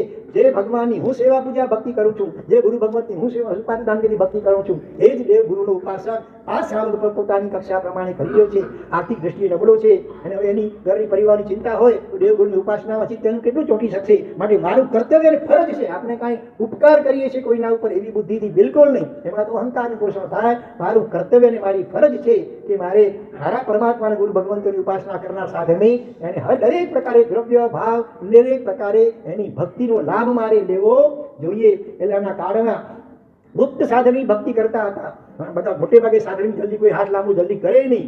ગમે એટલી અડધી રોટલી માનો રાણી ખાસે રોટલો લુખ્ખો રોટલો ખાશે પણ બને ત્યાં સુધી જલ્દી હાથ લાંબુ કરે નહીં. આ તો એકદમ મજબૂરી હોય ત્યારે જ ન છૂટકે પછી હાથ લાંબો કરવું પડે, પણ એના કોઈને હાથ લાંબો કરવાનો અવસર ના આવવો જોઈએ. એનાથી પહેલા કોઈક ને કોઈક બાનું કે નિમિત્ત શોધીને લાણી વગેરે ઘરમાં કરે અને એની અંદર ગુપ્ત રીતે લાડુ વગેરેમાં સોનામુર મૂકી દેતા હતા, એટલે જેથી કરીને કોઈને નીચું જોવું ન પડે. આ રીતે આપણા વડીલો સાધર્મિક વાત્સલ્ય કરતા હતા. વર્તમાન કાળની અંદર પણ અમદાવાદની અંદર એક યુવાન વીર સૈનિક વર્ગમાં જેનું નામ છે કલ્પેશભાઈ વી શાહ, થોડાક વર્ષો પૂર્વે એને છાતીમાં દુખાવો થયો. ડોક્ટરોએ કહ્યું કે બાયપાસ ઓપરેશન કરવું પડશે. ત્યારે પોતાના પરિવારજનોને કહી દીધું કે જો કદાચ મારી તો ભાવના હતી પણ હવે આ સ્થિતિ એવી છે, ઓપરેશન સક્સેસ જાય કે કદાચ ન પણ જાય અને કદાચ હું પરલોકમાં વિદાય લઈ લઉં તો પણ મારી એવી ભાવના છે કે ઓછામાં ઓછા 5,000 સાધર્મિક પરિવારોને ઓછામાં ઓછા 1 લાખ રૂપિયાથી સાધર્મિક ભક્તિ કરજો. બરાબર કાંઈ ખુલ્લા છે ને ભાઈ? આ વાત બેસી છે મગજમાં, ચોથારાની નથી, માગણી ક્ષેત્રની વાત નથી. વર્તમાનમાં વિદ્યમાન છે કલ્પેશભાઈ શાહ. કેટલા રૂપિયા? આપણે તો 500 રૂપિયા 200-500 રૂપિયા આપવા હોય તો ઘણી વાર કેટલી દલીલો કરીને કેટલા નેગેટિવ વિકલ્પો જલ્દી કરી નાખીએ. એની સાથે વર્તમાન કાળમાં ભળવી વિશિષ્ટ સુશ્રાવક જુઓ કલ્પેશભાઈ વી શાહ. નામ ભૂલતાની પહેલા ખાલી ગમે ત્યારે પૂછીએ તો રાતના 12 વાગે ઊંઘમાંથી ઉઠાડીને કોઈ પૂછે કે આજે વ્યાખ્યાના કયા શ્રાવકનું દ્રષ્ટાંત આવ્યું હતું જેણે આવી ભાવના વ્યક્ત કરી અને એ ભાવનાના જ પ્રભાવે ઓપરેશન સક્સેસ ગયું. અને પછી થોડા ઘણા દિવસો આરામ કરી થોડોક સ્વસ્થ થયા એટલે પછી પોતે કુમારપાળભાઈ વી શાહ એ પણ બહુ જબરદસ્ત કોટીના શાસન વીર છે ખરેખર. અનેક પ્રકારના શાસનના કાર્યો એ કરી રહ્યા છે. એમને સાથે લઈ જઈ કરી ગુજરાત, રાજસ્થાન અને મહારાષ્ટ્ર આ 3 રાજ્યોની અંદર જે એવા સર્વે કરી એમણે બધા સાધનિકો તો એ બધાને પોતે ઘરે જઈ એમને પગે લાગી એમને હાથ જોડી અને એમને કવર આપે એટલે કવરમાં 1 લાખથી માંડીને 10 લાખ સુધીની રકમ ખ્યાલ આવી જેની જેવી જરૂરિયાત એ પ્રમાણે આજે ઘણા એવા વિહાર રૂપો છે પાલિકાના વગેરે સંકેતો તરફના કે જેમાં વચમાં ઘરો નથી એટલે હોય પણ 1-2 ઘર માંડ હોય અને છતાં એમના ભાવો એટલા ઉલ્લસિત હોય. પોતે પોતાના સંતાનોને ભલે અડધું ખવડાવે છે, ઓછું ખવડાવશે, પણ સાધુસ્વાદી ભગવંતો આવે એટલે એકદમ જાણે ભાવોલ્લાસપૂર્વક ભક્તિ કરતા હોય. તો એવા જે લાભ લેનારા શ્રાવક પરિવારો એમને ત્યાં વિશેષ પ્રકારે જઈને કોઈને 5 લાખ કોઈને 10 લાખ રૂપિયા સુધીની પણ એ રીતે એમણે ભક્તિ કરી નમ્રતાથી હાથ જોડી પગે લાગી. અમે તો નથી કરી શકતા ગુરુ ભગવંતોની ભક્તિ, તમે આવી સ્થિતિમાં પણ તમે આવી સુંદર ભક્તિ કરી રહ્યા છો, તમને લાખ સલામ છે. ગદગદ થઈ એ ભાવ વિભોરથી હાથ જોડી અને બહુમાનપૂર્વક અને આગ્રહપૂર્વક ઘણા એવા લેવા તૈયાર ન હોય તો પણ એને આગ્રહપૂર્વક એ આપતા રહ્યા. અને આટલું કર્યા પછી પણ ટોટલ કેટલું થયું હશે તમે લાખ ખાલી ગણો 5,000 પરિવારો અને એને સરેરાશ ખાલી લાખ રૂપિયા ગણો તો કેટલું થઈ જાય લગભગ કેટલા? બરાબર ગણી કરજો, 50 કરોડ બરોબર ને? હા, આટલું કરવા છતાં પણ એમને સંતોષ ન થયો. એમણે એવા મંદિરો જીવી રહ્યા છે કે ભવિષ્યમાં હું 5,000 નહીં પણ 10,000 પરિવારોને મિનિમમ લાખ રૂપિયાથી એમની સાધર્મિક ભક્તિ કરું. આવા મંદિરો તો એ સેવી રહ્યા છે. એટલું જ નહીં, જે ગામ નગર વગેરેમાં ગયા 3 રાજ્યોમાં ત્યાં દેરાસરના પૂજારી હોય, વોચમેન હોય, બીજા પણ કર્મચારીઓ વગેરે હોય એ દરેકનું સારામાં સારી રીતે હજારો રૂપિયાથી એમની ભક્તિ એમણે કરી. એટલું જ નહીં, પછી જ્યારે મિટિંગ ત્યાં યોજાય ટ્રસ્ટીઓ વગેરે આવ્યા હોય, બીજા પણ જે પણ આવ્યા હોય બધાને મિનિમમ 1,000 રૂપિયાના કવરથી પણ એમણે બહુમાન સાધર્મિક ભક્તિ કરી. બરોબર ને? વર્તમાન કાળના બધા આવા દાનવીરો અને સાધનિક ભક્તિ અને વાત્સલ્ય કરનારા દ્રષ્ટાંતો આપણી સામે વિદ્યમાન છે. એમાંથી પણ આપણે કંઈ પ્રેરણા લઈએ. હજી આપણે આગળ વધીએ તો એક યુવાન અકસ્માતમાં ઓચિંતોનું મૃત્યુ થઈ ગયું. એનો એક જીગરી મિત્ર લગભગ એ પ્રસંગને થોડાક દિવસ વીતી ગયા, 15-20 દિવસ પછી એમના મિત્રના ઘરે જાય છે અને હાથ જોડીને મિત્રના પત્નીને કહે છે, ભાભીજી મારા ભાઈનો મારા ઉપર એટલે કે આપણા પતિનો મારા ઉપર બહુ મોટો ઉપકાર છે. એમણે મને ધર્મમાં જોડ્યો અને સ્થિર કર્યો છે, એટલે એમનું ઋણ તો હું કોઈ રીતે અદા કરી શકું એમ નથી. છતાં પણ યથાશક્તિ ફૂલની તો ફૂલની પાંખડી સ્વરૂપે પણ હું લાભ લેવા ઈચ્છું છું. મારા ઉપર એમનું અનંત ઋણ છે. ધર્મમાં આપણને જોડે ને એનું ઋણ તો આપણે કોઈ રીતે વારી ન શકીએ.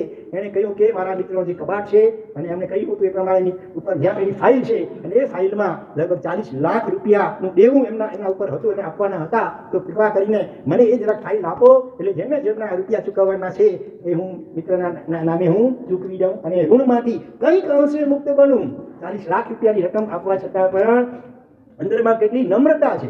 આપણને કોઈ ધર્મમાં જોડે કે સ્થિર કરે એટલે આપણા સંભવિત અનંત ભવો જન્મ મરણ દુર્ગતિ વગેરેના એ આખા અટકી જાય. ધર્મના પ્રભાવે આપણે જ્યારે અલ્પ ભવોમાં મુક્તિગામી બની જઈએ તો સંભવિત કેટલા જન્મ મરણ અને દુઃખોથી આપણને એને ઉઘાર્યા. તો એવો જે આને કહેવાય ભાવ સાધર્મિક વાત્સલ્ય. સાધર્મિક વાત્સલ્ય અનેક પ્રકારે થઈ શકે. મુખ્ય બે પ્રકાર, એક દ્રવ્ય સાધર્મિક વાત્સલ્ય અને બીજું ભાવ સાધર્મિક વાત્સલ્ય. જરૂરિયાતવાળાને રોકડ રકમ આપો, દવા ઔષધ, આજે તો મેડિકલ ખર્ચ પણ કેટલું મોંઘું થઈ ગયું છે, ભણતર પણ કેટલું બધું મોંઘું થઈ ગયું છે. લાખો રૂપિયા જોઈએ આજે ફી વગેરે માટે. તો જેને જે રીતે જરૂરિયાત હોય તેને તે રીતે ભક્તિ કરવી, બરાબર, એ કહેવાય દ્રવ્ય સાધર્મિક વાત્સલ્ય. એ પણ કરવું અતિ જરૂરી છે. કારણ કે આજે આખા ભારતભરની અંદર અનેક રાજ્યોની અંદર વટલાળ પ્રવૃત્તિ, ધર્માંતરણ કરાવવાની પ્રવૃત્તિ પૂરજોશમાં ચાલુ છે. આખા રાજ્ય લગ્ન મોટાભાગના લોકો, પછી જૈનો પણ એમાં આવી જાય કેટલા, અને હિન્દુઓ પણ આવી જાય. એમને અનેક પ્રકારના પ્રલોભનો આપવામાં આવે કે જો તમે અમારા આ ક્રિશ્ચન ધર્મનો સ્વીકાર કરશો તો તમારા આખા પરિવારની બધી વ્યવહારિક જવાબદારીઓ અમે અદા કરીશું. તમારા દીકરાઓને ભણાવવા માટે ફી, એને લગ્ન કરાવવા માટે પણ લગ્ન અમે કરાવી આપશું, નોકરી ધંધે પણ અમે કરાવી આપશું, મેડિકલ ખર્ચ છે એ પણ અમે ભોગવીશું. ફરક માત્ર એટલી શું શરત હોય કે તમે તમારો જે ધર્મ છોડીને અમારા ક્રિશ્ચિયન ધર્મનો સ્વીકાર કરો. અને એ માટે અબજો ગમે રૂપિયા કે ડોલરોની રકમો બધી ફોરેનમાંથી એવી સંસ્થાઓ હોય છે એ એમને આપે છે. અને એના દ્વારા આ રીતે પોતાના ધર્મના અનુયાયીઓની સંખ્યા પૂરજોશમાં વધારવા માટેના ષડયંત્રો પૂરજોશમાં ચાલી રહ્યા છે. આજે અંગ્રેજીનો આ મીડિયાનો એવો ચાલ્યું છે, પવન ફૂંકાયો છે, ભલા ઝડપાઈ ગયા. ગુજરાતી સ્કૂલો ટપોટપ બંધ લગભગ થવા આવી જાય જ્યારે, અને ક્યાંક ચાલે છે તો પણ ઓક્સિજન ઉપર જીવે છે ભારતમાં. એવી સ્થિતિમાં તમે પણ વળી પાછા કેટલા તો હશે કોન્વેન્ટ સ્કૂલમાં તમે મોકલો. કોન્વેન્ટ એટલે જે ક્રિશ્ચિયન લોકો ચલાવતા હોય એટલે એ લોકો તો કેવા ષડયંત્રો ગોઠવે કે જ્યારે સ્કૂલ બસ હોય, બધા કુમળીઓમાંના બાળકો બધાની અંદર હોય, જાણી બુજીને ઓચિંતી બસને અટકાવી દેવામાં આવે. જાણી ડ્રાઈવર પેલું ત્યારે ચાલુ કરતો, કોશિશ કરતો, એવું કરે પ્રયત્ન, ચાલુ થાય નહીં. પછી વિદ્યાર્થીને કહે કે બોલો ભાઈ રામનું નામ લ્યો તો આ કદાચ ચાલુ થઈ જાય, આપણી બસ કોશિશ કરીએ. અને લોકો બધા શ્રી રામ જય રામ જય જય રામ શું કે બોલાવે, કોશિશ કરી ખોટી આમ ખાલી અવાજ કરે, ઘર ચાલુ થાય નહીં. ચાલુ કરવી તો થાય ને. એટલે પછી ક્યારે શ્રી કૃષ્ણનું નામ લો, શ્રી કૃષ્ણ શરણાંગ મમ, શ્રી કૃષ્ણ શરણાંગ મમ વિગર કરે તો પણ બસ ચાલુ થાય નહીં. પછી હનુમાનજીનું કે બધા અલગ અલગ દેવજીના નામ લેવડાવે, ચાલો ભગવાન મારી ભક્તને યાદ કરો, એને નામ બોલાવે પણ થાય નહીં. બૌદ્ધનું નામ લેવડાવે તો યાદ થાય, ચાલુ થાય નહીં. અને સૌથી છેલ્લે પછી કયું નામ લે, ક્રાઇસ્ટ ઈસુ ખ્રિસ્તનું નામ લેવડાવે અને એની સાથે બસ તેથી શરૂ થઈ જાય. અને એ રીતે કુમળા બાળકોના મગજમાં ઠસાઈ જાય કે આ દુનિયામાં સૌથી શ્રેષ્ઠ કોઈ ભગવાન હોય તો ઈસુ ખ્રિસ્ત છે. અને એ આવી બીજા પણ અનેક ષડયંત્રો દ્વારા આખા બાળકોને પલટાવી નાખવામાં આવે. અને બાળક પલટાય ધીરે ધીરે ઘરના સભ્યો પણ એને પલટાતા વાર લાગે. અગાઉ પણ અહીંયા એક દ્રષ્ટાંત આપેલું છે. એક કચ્છની અંદર એક સારો એવો સંઘ કહેવાય, અને એ સંઘના મંત્રી સ્થાને વર્ષો સુધી જેમણે સંઘ કામ સંભાળ્યું, પણ એમણે દીકરાને ક્યાં મોકલાયા, બોતેર જિલ્લાની બાજુમાં અને થોડી દૂર આપણે સ્વામિનારાયણનું ગુરુકુળ છે ત્યાં પોતાના સંતાનને ભણવા મોકલ્યો. હવે સંતાન ત્યાં હોય એટલે અવારનવાર પ્રસંગે મા બાપને પણ જવાનું થાય. અને પછી તો સંઘ તેવો રંગ અને સોબત એવી અસર, એ ન્યાય એવું બન્યો કે આખા પરિવારને એ સ્વામિનારાયણ ધર્મનો એવો રંગ લાગી ગયો. એટલે હવે જૈન ધર્મમાં તિલક ચાંદ તમારું ભૂષી કરી સ્વામિનારાયણ તિલકનું જે પ્રતિક હોય એ કરતા થઈ ગયા. પોતાના સંતાનોના લગ્ન પણ સ્વામિનારાયણ પરિવારમાં કરી ગયા. સત્ય ઘટનાઓ તમને કહું છું, વ્યક્તિને હું તો ભૂતકાળમાં અનેકવાર મળેલો છું કચ્છની અંદર. આવા એક બેની અનેક દાખલાઓ મળી રહ્યા છે. માટે ખૂબ જાગૃત થવાની જરૂર છે, ઊંઘતા રહેવાની જરૂર. ઊંઘતા ઝડપાઈ જશું. ઘણું મોડું પણ થઈ ગયું છે, પણ છતાં એ જાગ્યા ત્યાંથી સવાર સમજી કરી આપણી જે પણ શક્તિ હોય તન મન ધનની એને દ્રવ્ય અને ભાવ બંને પ્રકારની સાધર્મિક ભક્તિમાં લગાડી અને એનો સદુપયોગ કરવા જેવો છે. ભાવ સાધર્મિક વાત્સલ્યની અંદર તો જે આત્માઓ જૈન કુળમાં જન્મ પામવા છતાં પણ ધર્મથી હજી દૂર રહ્યા હોય કે વંચિત રહ્યા હોય, ધર્મ પ્રત્યેની ઉપેક્ષા ભાવ હોય અથવા અનાદર ભાવ પકડાટ હોય, તો એને પ્રેમથી વાત્સલ્યથી સમજાવી કરી અને એને ધીરે ધીરે જૈન ધર્મમાં જોડવો. જૈન ધર્મના મનમાં આપણે પોતે સમજીએ અને પછી આપણે બીજા સાધર્મિકોને પણ પ્રેમથી સમજાવીએ.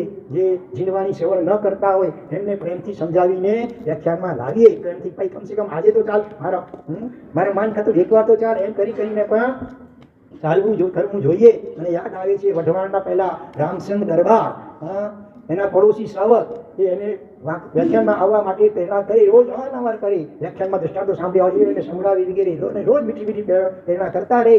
એટલે પછી કંઈક ટૂંકની બાના કાઢી પેલો ટાળતો રહે, પણ છતાં પ્રભુ છે લાગી રહો મરે ભાઈ તેરી તો બનત બની જાય. ફોન એક વાર ન લાગે, બીજી વાર ત્રીજી વાર અર્જન્ટ કામ તો ફરી લગાડો ને, એમ એનો રિંગ લાગી ગઈ એક વખત. અને પેલો રામચંદ્ર દરબાર આવે છે વ્યાખ્યાનમાં, અને એ પહેલાં વ્યાખ્યાનમાં એટલું બધું રસ પડ્યો, પછી તો નિયમિત વ્યાખ્યાન સાંભળતો થઈ ગયો. એટલું નહીં, શેષ કાળમાં પણ પછી કોઈ પણ સાધુ ભગવાન પધારે ખબર પડે એટલે સીધો પહેલો પહોંચી જાય જીવવાની શ્રવણ કરવા માટે.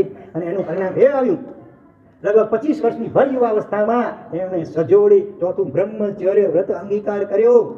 હમણાં જો આ 25 તારીખના પણ અને પહેલાં તો ખૂબ કરવામાં આવી, થોડા ઘણા તૈયાર થયા, પણ લગભગ બધા રિટાયર મોટી ઉંમરના હોય, લગભગ 70-100 વર્ષની ઉંમર વગેરેના.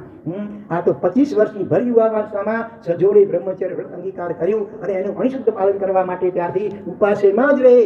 જમવા માટે આપણે ઘરે ન જાય, મોટેમાં ઓછામાં ઓછું એકાદનું તો હોય જ, અવારનવાર આંબીલ પણ હોય, અને નાની બેબીને પણ કે સંકટો થઈ ગયો હોય ને હોસ્પિટલમાં વગેરેમાં તો એક ધાનનું આંબીલ કરતા હતા. સૌદ્રવ્યથી અષ્ટ પ્રકારની જીન પૂજા કરી, ભગવાનની પક્ષાલ માટેનું પાણી પણ પોતાના ઘરના કુવાનું મંગાવી અને એના દ્વારા ભગવાનનો પક્ષાલ કરે. એટલું નહીં, ભવ આલોચના સ્વીકારી પોતાના જીવનની શુદ્ધિ કરી લીધી, અને વિશેષ ધારક તપ કર્યું, અને એના ઉજવણામાં આખા રજપૂતો બધા માથે સાફા બાંધીને જોડાયા. સ્વામી વાત્સલ્ય કર્યું, એમાં જૈન સંઘે તો આમંત્રણ આપ્યું, પોતાની રજપૂત કોમને પણ બધાએ જમવાનું આમંત્રણ આપ્યું. પરિણામ એ લોકો એટલા બધા પ્રભાવિત થયા કે શોભાયાત્રા રથયાત્રાની અંદર માથે સાફા બાંધીને બધાએ રજપૂતો પણ એની અંદર જોડાયા, અને શાસનની મહાન પ્રભાવના થઈ. પણ આ બધું બન્યું એના મૂળમાં કોણ?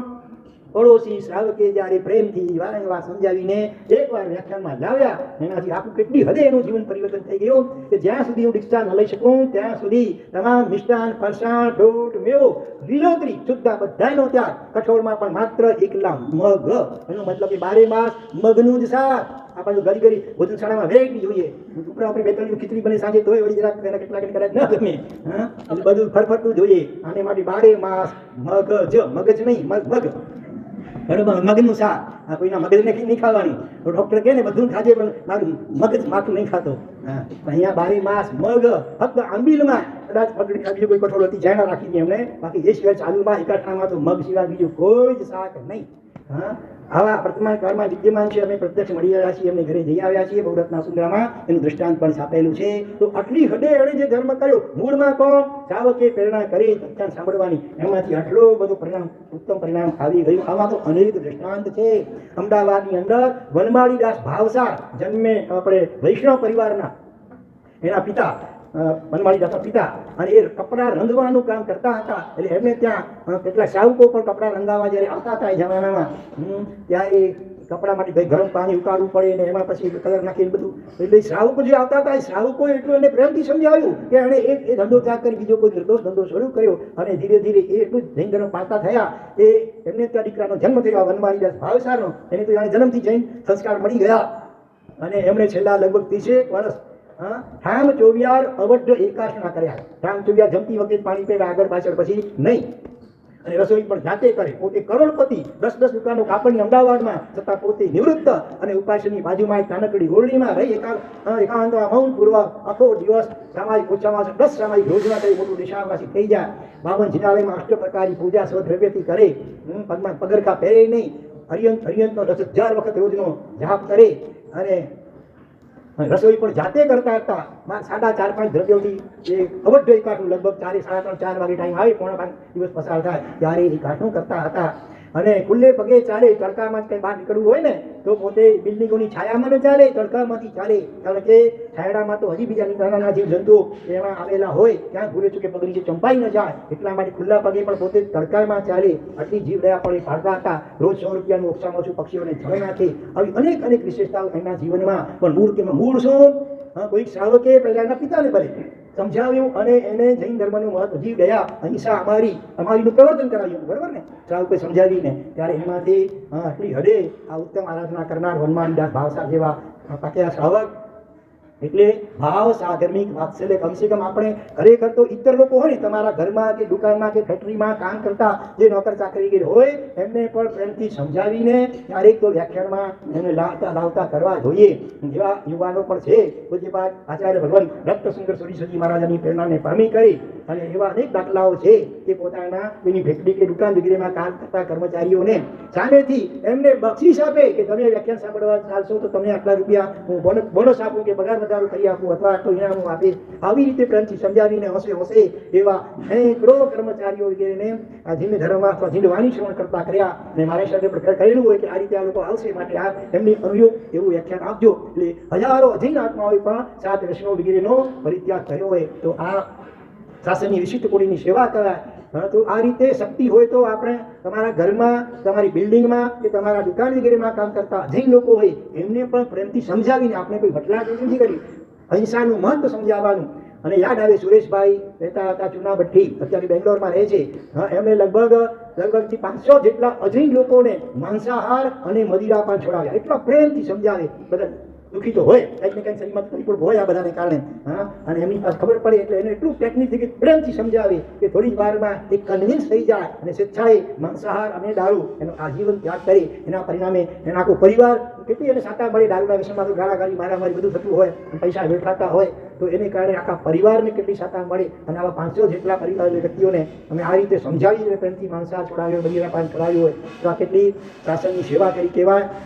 અને માને કેટલાક તો આગળ વધીને પછી જૈન ધર્મને પાલન કરતા પણ થઈ જાય. એવા અનેક દ્રષ્ટાંતો બહુરત્ના સુંદરના પહેલા ભાગમાં છે કે જન્મે કોઈક મુસલમાન, કોઈ ખાટકી, કોઈ ધોબી, કોઈ સુતાર, કોઈ લુહાર, કોઈ મોચી, આ બધા પણ જૈન ધર્મનું વિશિષ્ટ રીતે આજે પાલન કરી રહ્યા છે. આ સાધનિક ભાવ, સાધનિક વાત્સલ્ય અથવા તો સત્સંગના પરિણામે. બરોબર. એટલે આપણી શક્તિ હોય તો આપણી આજુબાજુના જૈનત્રોને પણ પ્રેમથી સમજાવી અને અહિંસાનું પાલન કરતા કરવા જોઈએ. કમસે કમ છેવટે તમારા કુટુંબમાં, પરિવારમાં, ઘરમાં જન્મેલા હોય એવા તમારા સંતાનો તો કમસે કમ કદાચ ધર્મ ન કરતા હોય એને ધમકાવીને નહીં પણ પ્રેમથી અને વાત્સલ્યથી અવસરે સમજાવી અને ધર્મમાં જોડવા જોઈએ. એવા એક પણ શ્રાવક છે એ વેકેશનમાં પોતાના સંતાન, નાનકડું સંતાન હોય એને કહે તો જો આ શિબિર છે, શિબિરમાં જઈશ ને તો તને આ આટલું મોટું આમ ઇનામ, મોટી લાલચ આપે. ભલે એ લાલચથી પણ સદીઓ નાની ઉંમરમાં કરાયેલો ધર્મ આગળ જતાં ઘણું મોટું વિશિષ્ટ પરિણામ લાવે છે. એવા અનેક દાખલાઓ છે. અને એ રીતે શિબિરમાં પણ ગઈને આગળ વધતા સંસ્કાર પામીને ચારિત્ર સ્વીકારી અને સુંદર આરાધના કરનારાઓના પણ ઘણા દ્રષ્ટાંતો છે. તો આ કહેવાય ભાવ સાધર્મિક વાત્સલ્ય. જે આ સાધાર્મિકો જૈન કુળમાં જન્મવા છતાં કોઈ પણ કારણે પૂર્વજન્મના તેવા પ્રકારના કર્મોના ઉદયના કારણે જૈન ધર્મ પ્રત્યેની ઉપેક્ષા હોય, અનાદર વિધેય હોય, એને પણ પ્રેમથી વાત્સલ્યથી અવસરે સમજાવે અને ધર્મમાં જોડવા. આ કહેવાય ભાવ સાધર્મિક વાત્સલ્ય. યાદ કરો પહેલા સુશ્રાવકને દીકરો એકદમ નાસ્તિક થઈ ગયો હતો કોઈ સોબતને કારણે, નિરાશર જવાનું પ્રેરણા કરે, પણ આ પથ્થરની મૂર્તિ એમાં શું પડ્યું છે, શું ટાઈમ બગાડવાનું વગેરે કુતર્કોને દલીલો કરી અને પોતાના પિતાની વાતને ઉડાડી નાખતો હતો. તો પણ પિતાએ છોડી ન દીધું. બરોબર, કંઈ જમાનો હેડવાયા છોકરા મળી નતા એમ કરીને એમણે છોડી દીધું નહીં. સમજુ વિવેકી શ્રાવક શાળિકા મા બાપ તો ગર્ભથી સંસ્કરણ કરે એવી સંસ્થાઓ છે. કે 9 મહિના એવું સુંદર માર્ગદર્શન આપે, પ્રત્યક્ષ કે ઓનલાઈન પણ. અને એવા અદ્ભુત ચમત્કારિક પરિણામો આવી રહ્યા છે જેમણે ગર્ભ સંસ્કાર કરાવ્યા છે. તમારામાંથી પણ કેટલા જણા એવા છે પોતાના પરિવારમાં કોઈને પણ ગર્ભ સંસ્કાર અપાવ્યા હોય? જરા સરખી આંગળી ઊંચી કરો, ખ્યાલમાં આવે. તો થોડા દેખાય છે પણ ખાસ કરવા યોગ્ય છે. એવા અનેક દ્રષ્ટાંતો છે. આપણે કલ્પી ન શકીએ એટલું ચમત્કારિક પરિણામ આવે છે એ ગર્ભ સંસ્કારનું. પછી તમારે ફરિયાદ નહીં કરવી પડે કે મારા જાણી છોકરો થોડી મની હતા, પહેલા થોડું મની દાવા, અને જરા કદાચ આને પાછા હતા, અને સામું બોલે હતા, અને ભણે નતા, અને દેશ હતા, આવી કોઈ ફરિયાદ કરવાની જરૂર નહીં પડે. જો તમે આ રીતે સજાગ રહીને ગર્ભ સંસ્કાર કરાવેલ હશે તો ગર્ભવતી સંસ્કાર ન થાય. પછી આગળ જઈને 41મો દિવસ બેસે, સૂત્ર પૂરું થાય 40 દિવસનો, ત્યારથી દરરોજ બાળકને શું કરાવે? ભગવાનની પૂજા, તિલક વગેરે કરાવે.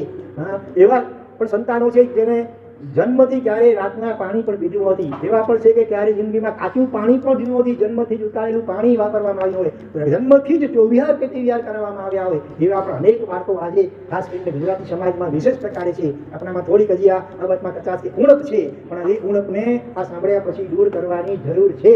અને એ બાળકો નાની ઉંમરમાં જો હમણાં પણ કેટલી વિધા પેલી ઘાટકોપરની વિહા 9 વર્ષની અને માસિક ક્ષમા સીધી 31 ઉપવાસ. 9 વર્ષની બેબી વિહા, જેનું નામ કચ્છ ભરાદરીની ઘાટકોપર રહે છે. અમારા ચોમાસામાં એમને કેટલા એકાટના કર્યા? 99 બેસણા કર્યા. 2 વર્ષ પહેલા 7 વર્ષની ઉંમરે 99 બેસણા કર્યા. 8 વર્ષની ઉંમરે સિદ્ધિ જપ કર્યો. અને પત્રિકામાં 40 પહેલા વાંચ્યું જશે, બરોબર ને? અને પછી હમણાં 9 વર્ષની ઉંમરે માસિક ક્ષમા રેકોર્ડ જેને કહી શકાય. આ ક્યારે એના મમ્મી પપ્પા એવા નિર્દય હશે? માસ્કમણ કરાવીને આવું સીધી તો આટલી ટુમરી એમાં કરાવે. એના શરીર કરતાં આત્માની અને આલોકની સાથે પરલોકની ચિંતા એના અંતરમાં વધારે હશે. માટે જ પોતાના સંતાને પ્રેરણા આપી પોતે પૂજા કરવા નિમિત્ત આવે એના પપ્પા, અને સાથે વિહાને પણ લઈ આવે, અમને વંદન કરાવીને પછાણ રોજ અપાવતા હતા. આ રીતે આપણે પોતે કરતા હોઈશું તો સંતાનોને કહી શકશું. પોતે જ નહીં કરતા હોય, કુવામાં નહીં હોય તો અવાડામાં ક્યાંથી આવશે? તમારા સંતાનોના હિતને માટે અને એ સંતાનો મોટા થઈને તમે સેવા પણ કરશે. જો તમે સંસ્કારો સારા આપ્યા હશે તો માત્ર ખવડાવી પીવડાવી સ્કૂલે મોકલી નોકરી નથી લગાડી દો લગ્ન કરાવી દા એટલામાં તમારું કર્તવ્ય પૂર્ણ માની જતા રહેતા હશો તો પછી રાતા પાણી રડવાનો અવસર આવે તો નવાય નહીં. પછી તમે ફરિયાદો કરશો ત્યારે તો શું થાય, હવે ઘોડો તબેલામાંથી નીકળી ગઈ ભાગી ગયો હોય પછી તબેલા કાઢો વાસો એમાં શું થાય. એટલે આ રીતે ગર્ભવતી અને નાની ઉંમરથી બિલકુલ બાળકોમાં સારા સંસ્કાર નાખવાની અતિ જરૂર છે. અને આ આખું ભાવ સાધનિક વાત્સલ્ય કહેવાય. તમારા સંતાન પણ સાધની ખરા કે નહીં? હા, પતિ ને પત્ની પણ સાધની કહેવાય. હા, જૈન શાસનમાં પત્ની માટે કયો શબ્દ અંગ્રેજીમાં વાઇફ વપરાય છે અહીંયા? નહીં તો શું કહેવાય? લાઈફ પાર્ટનરને શું કહેવાય?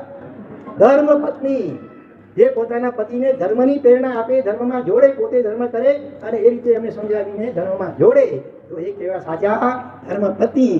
હા, આ બેઠા છે સામે મારી રાજેશભાઈ કહેતા હોય ઘણી વાર કે આજે હું જે કાંઈ થોડું ઘણું ધર્મમાં જોડાયો છું ને આજે પરિવાર સાથે અમારી ભાવના થઈ છે ચારિત્ર અંગીકાર કરવાની. દીકરીને પણ ચારિત્ર માર્ગે 2 વર્ષ પહેલાં વાટ્યા છે, પોતે પણ તૈયારી કરી ચૂક્યા છે.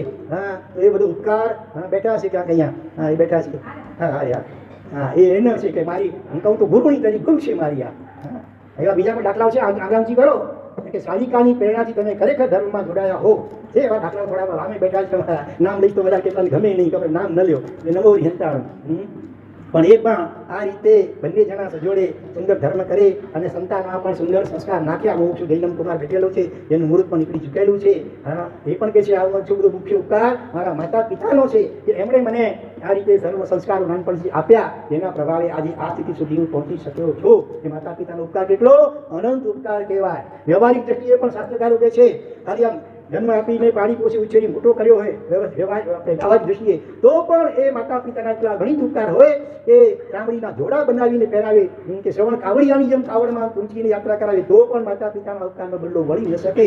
દ્રવ્ય સહાયક થતો ભાવ સાધનની વાત્સલ્ય સંતાનોને સંસ્કાર નાખીને ધર્મમાં જોડ્યા હોય એનો ઉપકાર તો કોઈ રીતે વળી ન શકે.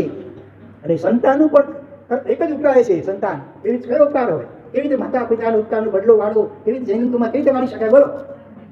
એને ધર્મમાં ભાઈ તો ધર્મમાં જોડાયેલા છે, રોજ પૂજા કરે છે, સામાયિક કરે છે, પ્રતિક્રમણ કરે છે, યાત્રા કરે છે. તો પછી આગળ વધીને ચારિત્રના માર્ગે એમને પ્રેરણા કરીને ચારિત્ર અપાવે તો જ માતા પિતાના ઉપકારનો બદલો ખરેખર કંઈક અંશે પણ વાળ્યો કહી શકાય. તો આ રીતે આ પણ સાધનિક વાત્સલ્ય. માતા પિતા સંતાનનું સાધનિક કરે, સંતાન પોતાના ઉપકારી એવા માતા પિતાનું સાધનિક વાત્સલ્ય એને ધર્મમાં ખૂબ વિશેષ પ્રકારે જોડીને કરી શકે. તો આ બંને પ્રકારનું દ્રવ્ય અને ભાવ સાધનિક વાત્સલ્ય ખૂબ કરવા જેવું છે. અને પહેલા કલ્પેશભાઈ એના દ્રષ્ટાંતમાંથી પ્રેરણા લઈ એક દીવામાંથી બીજો દીવો પ્રગટે ને સેંકડો દીવા પ્રગટી શકે. બીજા એક અમદાવાદમાં રહેતા, હું પોતે રાજસ્થાન આહોરના ગૌતમભાઈ, નામ પણ કેવું સરસ ગૌતમ સ્વામીનું. ગૌતમભાઈ એમણે 9 કરોડ રૂપિયાથી 900 સાધર્મિક પરિવારોની ભક્તિ કરી. એક પરિવારને લાખ રૂપિયા, એવા કેટલા 900 પરિવારો, 9 કરોડ રૂપિયા થઈ ગયા.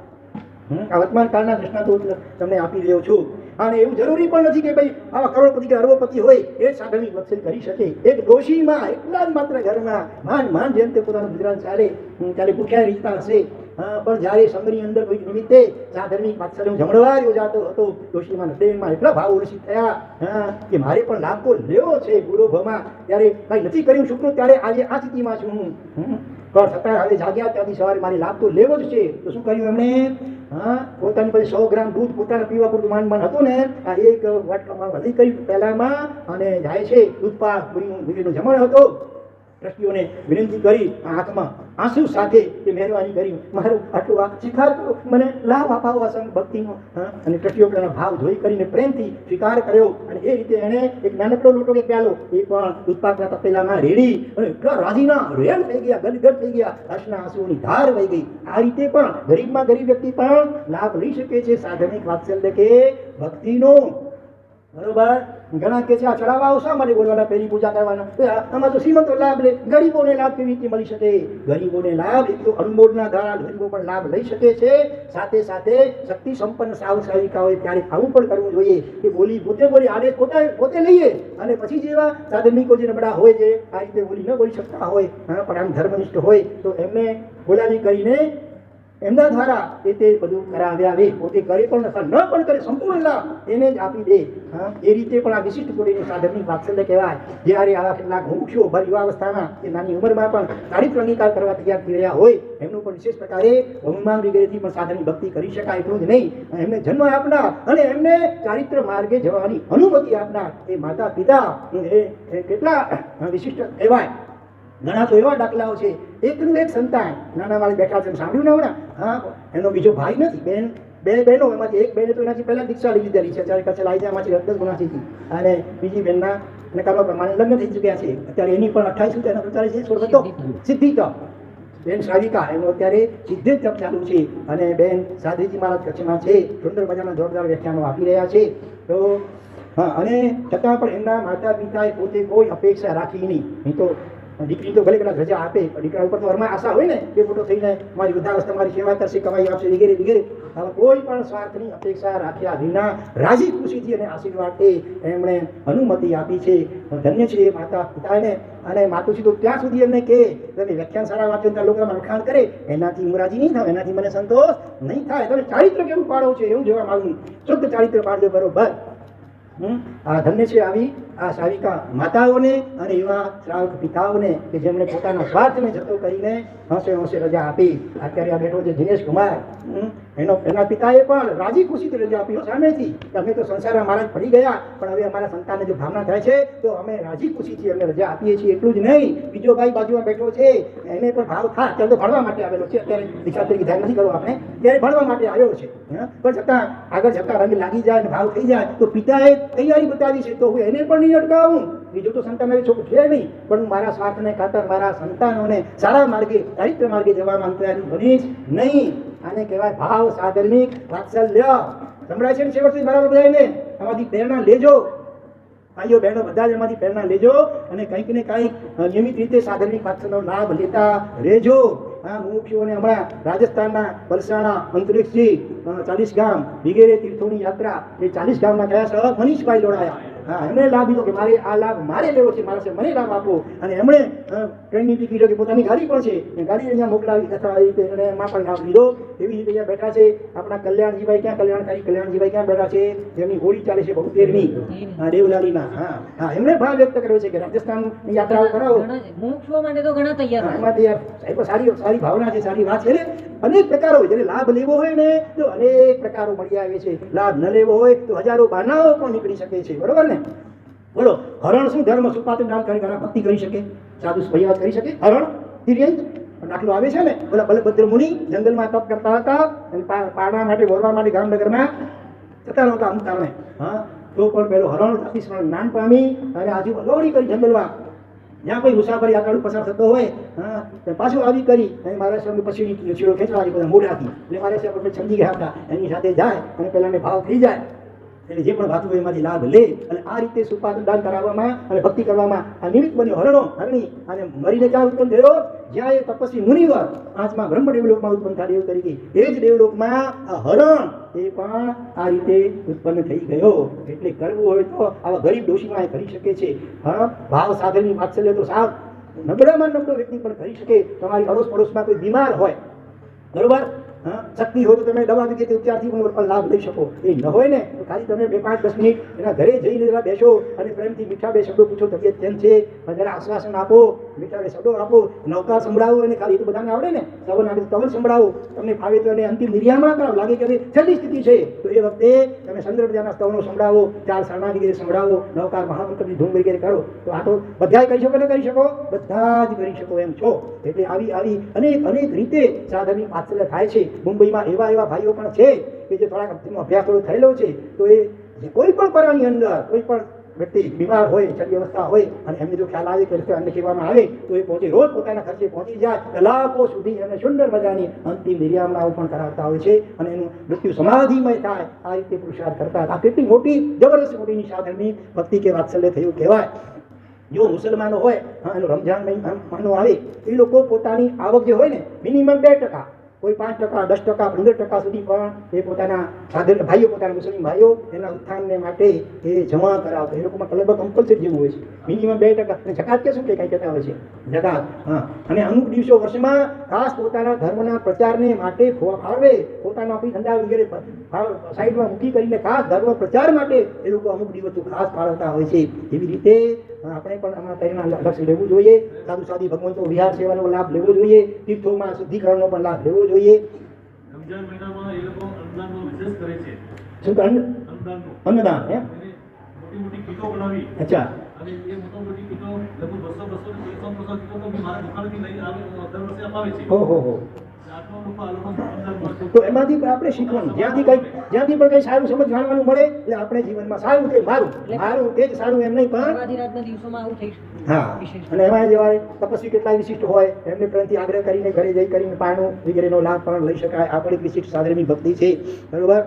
એક શ્રીમંતે પોતાના દીકરાના લગ્ન પ્રસંગે એવા શ્રીમંત હતા કે ધારે તો 2000 રૂપિયાની એક ડીશ, અને એ રીતે હજારો સાધર્મિક કલ્યાણ કમાઈ શકે એમ હતા. પણ એમણે કહ્યું કે નહીં, આપણે આ રીતે દેખાડો નથી કરવો, એને બદલે સાદાઈથી બિલકુલ લગભગ 200-250 રૂપિયાની ડીશ એનાથી બધાને જમાડે મહેમાનો વગેરેને, અને જે રકમો બધી વધી એના દ્વારા એમણે 8 સાધર્મિક ભાઈઓ પરિવારોને 1-1 લાખ રૂપિયાના વીમા તમે આવી રીતે કહી શકો, વીમા જીવન વીમો કે એવી રીતે કંઈ વીમો આવતા હોય, મેડિકલ ક્લેમ વગેરે કરાવી શકો. તો આ રીતે પણ સાધર્મિક ભક્તિ થઈ શકે છે. 5 વર્ષ પૂર્વે ભૂર થરાદમાં વતની હાલે સુરતમાં રહેતા એક શ્રીમંત પરિવાર, એમના દીકરાએ એના પિતાની ભાવના હતી કે મારે લગભગ 2.5 કરોડ રૂપિયા દીકરાના લગ્નમાં મારે ખર્ચ વાપરવા છે, ધામધૂમથી લગ્ન કરાવવા છે. પણ દીકરો એવો નીકળ્યો, જુવાન દીકરો સમજુ નીકળ્યો, એના સત્સંગ શિબિરમાં થયો હશે કે નહીં પિતાજી, આપણે આવું કાંઈ દેખાડો કરવો નથી, સારી રીતે બિલકુલ સાદાઈથી લગ્ન કર્યા, અને એને બદલે 2 કરોડ રૂપિયા આવી રીતે સાધર્મિક વાત્સલ્યમાં વાપરે, નબળા સાધર્મિકોને પગભર કરવામાં વાપર્યા. તમે એવું પણ કરી શકો, તમારી દુકાન ફેક્ટરી વગેરેમાં જરૂર છે માણસોની કામ કરનારની, તો એમાં તમે સાધર્મિકને પહેલો ચાન્સ આપો, એને પગાર પણ સારો, એમાં થોડું કસરત કાઢો, સારો પગાર, સવાલો પગાર આપી કરીને, પોતાનો મિત્ર સમજીને, પોતાનો ભાઈ સમજીને આદર અને બહુમાનપૂર્વક તમે એમને રાખી લો, તો શું થાય, આખો પરિવાર નિશ્ચિંત બની જાય આજીવિકાની દ્રષ્ટિએ. આ પણ એક મોટું સાધર્મિક વાત્સલ્ય છે. તદુપરાંત તમારે કંઈ પણ ખરીદી કરવી હોય કોઈ પણ દુકાનેથી, તો જ્યાં ત્યાં મોલ વગેરેમાં ન જતા શું કરવું જોઈએ, આપણા જૈન સાધર્મિકોની દુકાન વગેરે હોય ત્યાંથી જ માલ લેવો, આટલો સંકલ્પ કરશો. આજે ચાઇનાના પ્રોડક્ટો ઘણા ભલે સસ્તા હતા હોય, આપણે ત્યાંથી કશું નથી લેવું, એ તો યુઝ એન્ડ થ્રો જેવું મોટે ભાગે હોય છે. એના કરતાં આપણા જૈન સાધર્મિક અને એના ભાવમાં નમકસું કરાવવાનું નહીં, પ્રેમથી એને સવાઈ વાપી કરીને પણ તમે જૈન સાધર્મિક ત્યાંથી જ માલ ખરીદો, તો એ પણ મોટું સાધર્મિક વાત્સલ્ય કહેવાય. અથવા તમે દુકાનદાર હો અને સાધર્મિક લેવા માટે આવે તો જે નહીં નફો નહીં નુકસાન એ રીતે તમે એને પડતર ભાવે જો માલ આપો, તો આ પણ એક વિશિષ્ટ કોડીની સાધર્મિક ભક્તિ કે વાત્સલ્ય કહી શકાય. દેવચંદભાઈ કયા માટલું ઘાટકોપરમાં દેવચંદભાઈ છે કે જેમણે પોતાની દુકાનમાં દરેક મતલબ સાધર્મિકો જ રાખ્યા છે, ઇતર કોઈને પણ નહીં. નેશનલ ચીકીવાળ દેવચંદભાઈ, બરોબર. આપણે અસલફા વિલેજ રહે છે, માપર નાપોદી કચ્છના. એ પણ બહુ ઉદાર દાનવીર અને આવી રીતે સાધર્મિક ભક્તિનો લાભ લેનારા છે. આરાધના કરવા માટે રજા પણ આપે, પર્યુષણ વગેરેની. હા, એને અઠાઈ કરવી હોય, દવાનું કરવું હોય, કંઈ બી આરાધના કરવી હોય, પોષણ કરવો હોય, તો રાજી ખુશીથી પોતાને ત્યાં કામ કરતા જૈન શ્રાવકોને એ રજા આપે. આવી અનેક રીતે સાધર્મિક વાત્સલ્ય થાય. શંભુનાથ ભગવાન તીર્થંકર કેમ થયા, આગળના ભાવમાં વિમલ વાહન નામે તેઓ રાજા હતા, એને એક વખત ભયંકર દુષ્કાળ પડ્યો, ત્યારે એમણે પોતે રાજા હતા, શક્તિ તો હોય, એ રીતે એમણે ખૂબ ભોજન દ્વારા સાધર્મિકોની વિશિષ્ટ ભક્તિ કરી હતી. અને એના આગળ જતાં પછી પોતે રિક્ષા પણ લીધી, પણ આ સાધર્મિક ભક્તિના કારણે તીર્થંકર નામ કરવા ઉપાર્જન કર્યું. રિક્ષા લઈ દેવલોકમાં દેવ ઉત્પન્ન થયા, અને તે આ ભાવની અંદર શંભવનાથ તરીકે, જન્યા રાજકુમાર તરીકે એ વખતે પણ દુષ્કાળ ચાલતો હતો. પણ આ દુષ્કાળ આનો જન્મ થતાં કલ્પનામાં ના આવે એમ દૂર બીજા દેશોમાંથી બધું અનાજનો સંભવ એટલે ઉત્પત્તિ થઈ ગઈ, એટલે નામ પાડવામાં આવ્યું સંભવનાથ ભગવાન. અસંભવને પણ સંભવ કરી બતાડે એને કહેવાય સંભવનાથ. તો આ સાધર્મિક વાત્સલ્યનો એવો પ્રભાવ તીર્થંકર નામ કર્મમાં ઉપાર્જન કે નિકાજી પણ કરાવી આપે છે. નજીકના ભૂતકાળમાં શાસન શું કે જેવમાં આપી એટલી ઓછી છે, જેને યુગપ્રધાન તુલ્ય, યુગપ્રધાન આચાર્યસમ, પોતે યોગ્યતાવાળા હતા પણ પન્યાસી આગળની આચાર્ય પદવીનો વિનયપૂર્વક અમે ઇનકાર કર્યો, અસ્વીકાર કર્યો. ઘણું વડીલોએ દબાણ કર્યું તો પણ નમ્રતાથી તમારું આ મુનિ પદવીને પણ લાયક તોય ઘણું, તો જિંદગી પર પન્યાસી પદવીથી આગળ ન જ વધ્યા. પણ એટલી હૃદયમાં કરુણા અને સાધર્મિકો પ્રત્યે એટલો વાત્સલ્ય અને પ્રેમ દુષ્કાળ વગેરેમાં કે મંડી વગેરેમાં જ્યારે અનેક ઠેકાણે સાધર્મિકો નબળા સીધાતા હોય, એમણે જો સંબત 2045માં અમદાવાદની બાજુમાં લાંબા એમાં 500 શું કહેવાય મકાન આવાસ યોજના એટલે શ્રીમંત શ્રાવકોને પ્રેરણા કરી અને 500 આવાસો એ સાગરમિકો વસાવ્યા. એટલું નહીં, ત્યાં દેરાસર, ઉપાશય, આંબલી ખાતું, પાઠશાળા બધું ચાલુ કરાવ્યું, જેથી કરીને માત્ર એટલે દ્રવ્ય સાગરની વાત્સલ્યથી અટકી નહીં જવાનું, દ્રવ્યની સાથે ભાવ ખાસ જોડવાનું. જ્યારે તમે દ્રવ્યથી કોઈને લાભ સહાય કરતા હો ત્યારે ઓટોમેટિક પછી તમારું કહ્યું જલ્દી માની લે ને કે ભાઈ એટલું કરજો કે ભાઈ હવે નક્કી કરો કે કંદમૂળ ભક્ષણ કરવું નહીં, રાત્રિ ભોજન કરવું નહીં, અને ભગવાનના દર્શન અથવા પૂજા રોજ કરવી, એવા 2-4 નિયમોની પ્રેરણા કરો અને સારી રીતે એની ભક્તિ કરો. એ ભક્તિના કારણે સ્વાભાવિક તમારા ઉપર એની લાગણી થઈ હોય અને તમારી વાત સ્વીકારી લે. અને એ રીતે પણ દ્રવ્ય સાગરનિકની સાથે ભાવ સાગરનિક વાત્સલ્ય અચૂક કરવું જોઈએ. એવી જ રીતે 2050 વિક્રમ સંવતમાં સુરતની પાસે અમરોલી ત્યાં એમણે 42 પરિવારોની વ્યવસ્થા કરાવી. 2059માં મુંબઈ મીરા રોડ ત્યાં વિનયનગરમાં 377 જેટલા આવાસો સાગરનિકો નામની પ્રેરણાથી થયા. એવી જ રીતે સંવત 2063માં નવસારીમાં મહાવીર સોસાયટીમાં પણ 43 જેટલા સાગરનિકોના ઘર રહ્યા. મુંબઈમાં વિરારમાં રાજીવનગરમાં 350 જેટલા આવાસો એની પ્રેરણાથી સાગરનિકો માટે થયા. ટોટલ 1312 જેટલા આવાસો અને એની આજુબાજુ પાછા દેરાસર ઉપાસક વગેરે હોય, જેથી કરીને માત્ર પછી એ ખાઈ પીને મોજ નહીં પણ ધર્મમાં જોડાય સાથે એ રીતે એમને વ્યવસ્થા કરાવી. બહેનો માટે પણ ગૃહોદ્યોગ પાપડ હોય કે ખાખરા વગેરે અને એ રીતે બહેનો પણ ખબર થાય, કોઈને મશીન કપડાં સીવવા માટેના મશીનો લાવી આપીને એ રીતે પણ સાગરનિક વાત્સલ્ય ખૂબ અમને કરાવ્યા. એવી રીતે વર્તમાન કાળમાં સરસ્વતી લબ્ધ પ્રસાદ પણ આચાર્ય ભગવાન રત્ન સુંદરસ્વામી મહારાજ સાહેબે એમને પણ અનેક ઠેકાણે મુંબઈમાં પેલા કુંતુલા દેરાસર શાંતાગૃહ ત્યાંના સંઘમાં 5 કરોડ રૂપિયા અને સાગરનિકનું ફંડ કરાવ્યું. પછી એમણે માટુંગામાં પણ એ રીતે કરોડ રૂપિયાનું સાગરનિક ફંડ કરાવ્યું. સુરતમાં, અમદાવાદમાં આવી રીતે મોટા મોટા શહેરોમાં ગજબના પ્રેરણા કરી અને કરોડો રૂપિયાના સાગરનિકોના ફંડો કરાવ્યા. પછી મેડિકલની જરૂર હોય, અભ્યાસની જરૂર હોય વગેરે વગેરે રીતે અથવા એમ પણ એવા પણ સાહેબ નીકળ્યા. એક સૈનિકા એ પોતાની 4 બંગડીઓ એ ફંડમાં જમા કરાવ્યા સોનાની. દ્રષ્ટિએ જોયું કે આ બેન તો ક્યારે આપણે અહીંયા દેખાયા છે, અહીંયા દેરાસર ઉપાસના અહીંયા કોણ હશે, આટલું સીધું આ 4 બંગડીઓ આપે છે. પછી તપાસ કરવામાં આવી તો ખબર પડી કે કેટલી નબળી સ્થિતિ હતી કે ખરેખર તો એમને આપણે સાગરની ભક્તિ કરવી પડે, એમને કંઈક આપણે આપવું પડે. એવી એટલી નબળી સ્થિતિમાં પણ જે થોડો પીળો માલ બચેલો હશે એ પણ એમણે સાગરની ભક્તિના ફંડમાં સ્વેચ્છાએ પ્રેમથી લખાવી દીધો. ઘણા એવા પરિવાર હોય છે આજે ઝૂંપડપટ્ટીમાં રહેતા હોય, ધારાવી એવી ઝૂંપડપટ્ટી રહેતા આજુબાજુમાં ઝૂંપડપટ્ટીમાં કેવા લોકો હોય દારૂડિયાના અનેક પ્રકારે માંસાહારી. હવે તમારે એના સંતાનો પછી એવું વાતાવરણ મળે એટલે આગળ જતાં એનું ભવિષ્ય શું અંધકારમય આખું. જૈન શાસનમાં જન્મ પામવા છતાં પણ આપણા સાગરનિકોની જો આવી સ્થિતિ હોય તો આપણે ખૂબ ગંભીરતાથી વિચારો. આપણે ગુનેગાર છીએ, એવા દાખલાઓ ઘણ્યા જ્યારે કે ચોરી કરી ખબર પડી તો એ કોઈ પણ ગંભીર એટલા કે ચોરી એમ વિચારે છે કે આ મારી ભૂલ છે, કે મારો સાગરનિક આટલી હદે નબળો થઈ ગયો અને છતાં મેં એની કાળજી ન લીધી, આ મારી ગંભીર ભૂલ છે. સવાસોમાંની ટૂંક આવા કોઈ પ્રકારમાંથી બંધાયેલી છે. અનેક દાખલા ભૂતકાળના છે. સંવત 2006માં ઉમરા સુરતની પાસે ત્યાં હીરા બજાર એટલી બધી મંડી આવી ગઈ કે અનેક શ્રેષ્ઠીઓએ પોતાના મકાન દુકાનના કામ કરતા જે હતા માણસો સાગરનિકો એને પણ નોકરીમાંથી છૂટા કરવા પડ્યા અને ખૂબ કફોડી હાલતમાં મુકાઈ ગયા. એ વખતે પણ તો પોતે બીમાર હતા, છતાં આંખમાં રડતા રડતા પોતાના શિષ્યોને કહે છે કે મારા સાગરનિકો આવી સ્થિતિમાં કેવી રીતે જીવતા હશે, એને કોઈને આપઘાત કરવો ન પડે એવી સ્થિતિમાં તમે ખ્યાલ લાગો. શિષ્યો કહે છે, શિષ્યોએ આસપાસ આપણે ચિંતા ન કરો, અમે જરૂર બધું અમલતું ધરીશું. એ રીતે અમે ત્યાં ફંડ કરાવ્યો. લગભગ 67 લાખ રૂપિયાનો સંવત 2006માં, એટલે આથી લગભગ 18 વર્ષ પહેલાની આ વાત છે. 3 મહિના સુધી ગુપ્ત રીતે દર મહિને 3,000 રૂપિયા અનેક સાગરનિક પરિવારોને મળે એ રીતની આખી વ્યવસ્થા ગોઠવી. સંવત 2010માં 1800 પરિવારના બાળકોને સ્કૂલ ફી લગભગ 4.5 થી 5 કરોડ રૂપિયા જેટલી સ્કૂલની ફી એ પણ એમણે એમની પહેલાથી એમના ભક્તોએ ગરીબ પાલડી અમદાવાદ ભાગવાનગરના ટેકરે. અમદાવાદમાં એ 55નો પરિવાર, 55 એટલે પાટણમાં આવ્યું 55 અથવા સંકેશ્વર પાસે મારે ખાલી 55 કરીને ગામ છે, ત્યાંનો એક પરિવાર મારા સાહેબ કોઈ પણ પધારે મારા સાહેબની સાથે જે પણ સાગરનિકો આવે અને વંદન કરવા માટે પોતાના ઘરે લઈ જાય, ઉત્તમ ભોજન સાથે અને 1000 રૂપિયાનું કવર આપી અને સાગરનિક ભક્તિનો લાભ લે. બહુ રત્ના વસુંધરા ખરેખર ધન્ય છે આ બધા પરિવારોને. એક ઘટના સુરેન્દ્રનગરની અંદર એક આચાર્ય ભગવંત બિરાજમાન હતા અને એક વખત એક યુવાન એ ઉપાશ્રયમાં જાય છે, હાથમાં જોડતો નથી, નાસ્તિક હતો એકદમ, લગભગ ધર્મથી સાવ પરાંગુખ હતો, ખમાસનું આપતો નથી, શિક્ષણ કાંઈ પૂછતો નથી. મારા સાહેબ હું મુંબઈથી આવો છો અને તમારા કોઈ ભક્તે મને આ કાગળ આપેલું તમને પહોંચાડવા માટે, લ્યો મારા સાહેબ આજે હું ફલાણી હોટલમાં ઉતર્યો છું અને સાંજે પાછો મુંબઈ જતા પહેલાં અહીંયા આવીશ, તમારે કંઈ જાણ લખવું હોય તો લખી રાખજો. આટલું કહીને બસ નીકળવા જાય છે. કુદરતનું કરવું છે એક વિવેકીને સમજુ દ્રષ્ટિ આવા હશે જેટલા ભાઈ ઊભા હતા, કુદરત જોયું એમને સાંભળી લીધું કે ભાઈ મારા સાહેબ હું બીજું કંઈ જાણતો નથી, બસ આ કાગળ પહોંચાડવા આવ્યો છું લ્યો એમ કરી. એટલે એમણે કે ભાઈ જરા પ્રેમ દુવારો, અને એમને પ્રેમથી જમવા માટે ઘરે ચાલવા માટે આમંત્રણ આપ્યો. એનો કે જે ભાઈ હું કાંઈ ધર્મ નામનો જૈન માત્ર જૈન કુળમાં જન્મ્યો છું, બાકી ધર્મ ભરમ સાથે મારે કાંઈ લેવા દેવા નથી, તમે આગ્રહ ન કરો, હું મારી રીતે પતાવી હતો. પણ એમ કંઈ જવા દેતો એક સમજુ વિવેકી જૈન શ્રાવકના સમજુ શ્રાવક છાના એટલો પ્રેમ ભર્યો આગ્રહ કરી ભલે કે તમે ભલે કાંઈ નથી કરતા, અહીંયા આવ્યા છો ને ઉપાશ્રયમાં કાગળ આપવા, એ પણ બહુ મોટી વાત છે, માટે તમારે સાધનની ભક્તિનો લાભ આપ્યા વગર જવા છે જ નહીં. એટલું તો પ્રેમથી આગ્રહ કર્યો. છેવટે યુવાનને નમતું ઝોકવું પડ્યું, ઘરે જાય છે. અને ઘરે ગયા પછી એ ટ્રસ્ટી શ્રાવકે એટલી પ્રેમથી લગભગ 5 પકવાન કહેવાય એ રીતે એની વિશિષ્ટ ઉત્તમ દ્રવ્યોથી સાધનની ભક્તિ કરી, અને એટલી જમ્યા પછી એટલી ઉત્તમ વસ્ત્રોની પહેરામણી એમને આપી. આ પહેલાના કાળમાં રિવાજો હતા, જમાયા પછી પહેરામણીમાં પણ કંઈક ને કંઈક આપે. પેલો યુવાન તો ઘડઘડો થઈ ગયો, સીધો આવ્યો રિટર્ન બેક ટુ ઉપાશ્રય. આચાર્ય ભગવાનના ખોળામાં માથું મૂકીને ધ્રુસકે ધ્રુસકે રડે છે. અરે ભાઈ તું શા માટે રડે છે? આચાર્ય મને નવાઈ લાગી, કેમ રડે છે? સાહેબ મને નિયમ આપી દો, હવે મારે જિંદગીમાં કંદમૂળ ક્યારે ખાવું નહીં, રાત્રિ ભોજન કરવું નહીં, ભગવાનની પૂજા મારે હવેથી રોજ કરવી. પહેલા ખાવું કશું નહોતું કરવું. આચાર્યને કોઈ વ્યસન નહીં છે. આચાર્ય ભગવાન નવાઈ લાગી, ઓછી શું થઈ ગયું? પૂછ્યું કઈ કેમ આમ થઈ ગયા?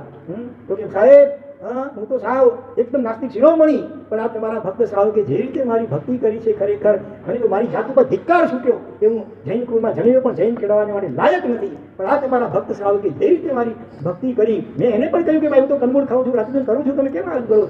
એ અમારે કાંઈ જોવાનું છે, તમે બસ ઉપાસમાં આવ્યા, બસ અમારા સાથે સાધનની છો. એટલા ભાવથી ભક્તિ કરે એટલે આજથી હવે હું નિયમિત રીતે પૂજા પણ કરીશ. જિંદગીભર માટે રાત્રિ ભોજન ને કંદમૂળનો ત્યાગની પ્રતિજ્ઞા લીધી. આ સાધનની ભક્તિના ચમત્કારિક પરિણામો, બરોબર. તો આ રીતે આવા અનેક દૃષ્ટાંતો છે. બોલો શું કરશો હવે નોકરીમાં? પ્રથમ ચાન્સ કોને આપશો? સાધર્મિકને આપજો. મને યાદ આવે કલિકાળનો પુણ્ય શ્રાવક કહી શકાય એવો એક રસરાય રાયણ નામનો યુવાન, એનું નામ પણ પ્રાય અનિલ કે લગભગ નામ થોડા વર્ષો પૂર્વેની વાત. સાંતાક્રુઝમાં એને કંઈ સર્વિસ જોઈતી હતી, જાહેરાત વાંચી હશે એટલે જૈન શ્રાવક શેઠ અને દુકાને જાય છે અને કહે છે કે મારે આ રીતે જરૂર છે નોકરીની, પણ ફક્ત મારી એક નમ્ર વિનંતી છે કે હું રોજ ભગવાનની પૂજા નિયમિતપણે કરું છું અને સાંજે 24 પણ કરું છું. એટલે સવારના જરાક દુકાન ખોલવામાં ઘણા વહેલી સવારે 7 વાગે ખોલી નાખતા દુકાન, વહેલી સવારે, એટલે થોડુંક આવવામાં અડધો કલાક આગળ મોડું થશે. અને એ રીતે સાંજે પણ 24 માટે મને 15-20 મિનિટ મને રજા આપજો.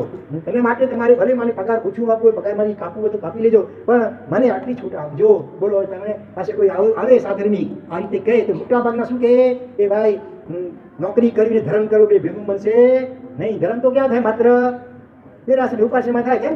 દુકાનમાં ધર્મ થાય, ઘરે ધર્મ થાય, બહેનો રસોડામાં ધર્મ થાય. અરે બસમાં ટ્રેનમાં જ્યાં હોય બજારમાં 24 કલાક તમે કોઈકને કોઈ રીતે ભગવાનની તે સમયની જે આજ્ઞા હોય એટલે અંશે પાલન કરો, એટલે અંશે ધર્મ થઈ શકે. બસમાં, ટ્રેનમાં, દુકાનમાં, ઓફિસમાં, બજારમાં, ઘરમાં, રસોડામાં બધે થઈ શકે. દિવસના રાતના ભગવાનની આજ્ઞા તે સમયની શું છે એનું યથાશક્તિ પણ સાપેક્ષ ભાવે પાલન કરો તો એ એટલે અંશે એ રીતે ધર્મ થઈ શકે છે.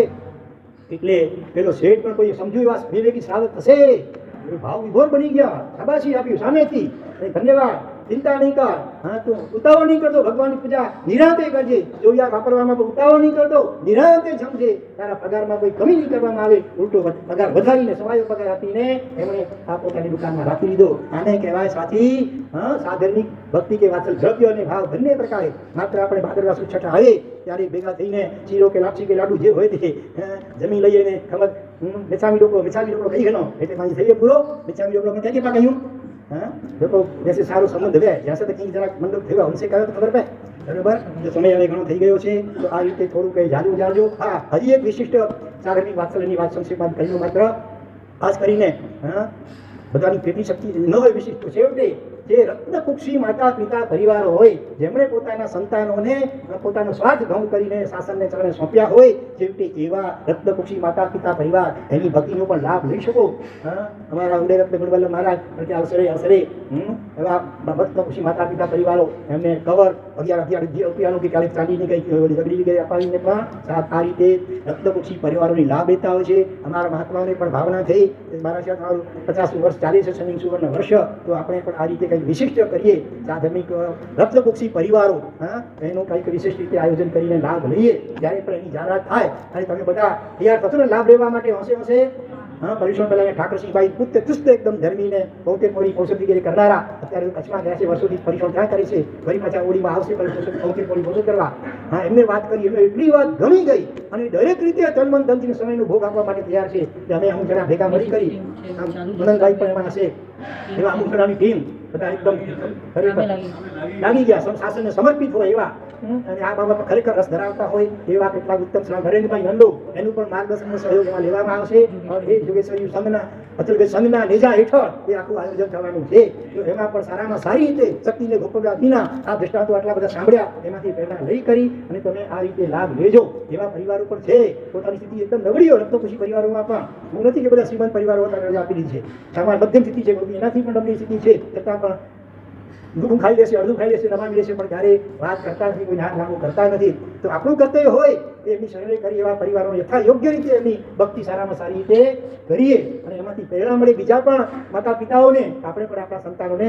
એને સાથે સાથે તમે ગીતા સ્મૃતિ પરિવાર રસિકભાઈ નાનજી ચાપસી શાહ જે અનેક પ્રકારે લાભ લઈ રહ્યા છે, એને બોતેર જિલ્લામાં મેનેજિંગ ટ્રસ્ટી ચેરમેન તરીકે પણ અત્યારે જ્યારે નિમાયા છે, એમને ખાસ અમે ભલામણ કરેલી છે. જે સાધુ સાધી ભગવંતો દીક્ષા લીધી છે એમના માતા પિતા દાદા દાદી મોટી ઉંમરવાળા હોય, અમારી ખાસ ભલામણ છે બોતેર જિલ્લા ઉપર ભૂતકાળ નજીકના ભવિષ્યમાં તમે એવું કંઈ વ્યવસ્થા ગોઠવો, જરૂર પડે તે આવાસો બીજા બનાવી કરી અને એમને ત્યાં રાખો અને દરેક રીતે ભક્તિ કરો, ફ્રી જમવાનું દવા વગેરે જે હોય કરો અને એ લોકો પોતાની શક્તિ પ્રમાણે ભગવાનની ભક્તિ કરે. બોતેર જિલ્લા એક એક ડેરી બધાને આપી દેવાય, પૂજારીઓ કરે, એના કરતા શ્રાવક શ્રાવિકા પોતે જાતે કરે તો કેટલી ભક્તિથી કરે, આ સાધનાઓ પણ મળે. સાધુ સાધી ભગવંતોને વરાવી વગેરે દ્વારા પણ હૈયાવતનો પણ એ લોકો લાભ લઈને પુણ્યનું બાંધું એ બાંધી શકે. એ રીતે બંનેને લાભ, એ પરિવારને પણ લાભ, સભ્યોની ભાવ બંને રીતે લાભ થાય અને એ બધા એટલે એને ચિંતા રહે નહીં કે મારી એને પસ્તાવો કેમ ન થાય કે મેં મારા દીકરા કે દીકરીને આજે દીકરીઓ કમાતી હોય છે, નથી કમાતી.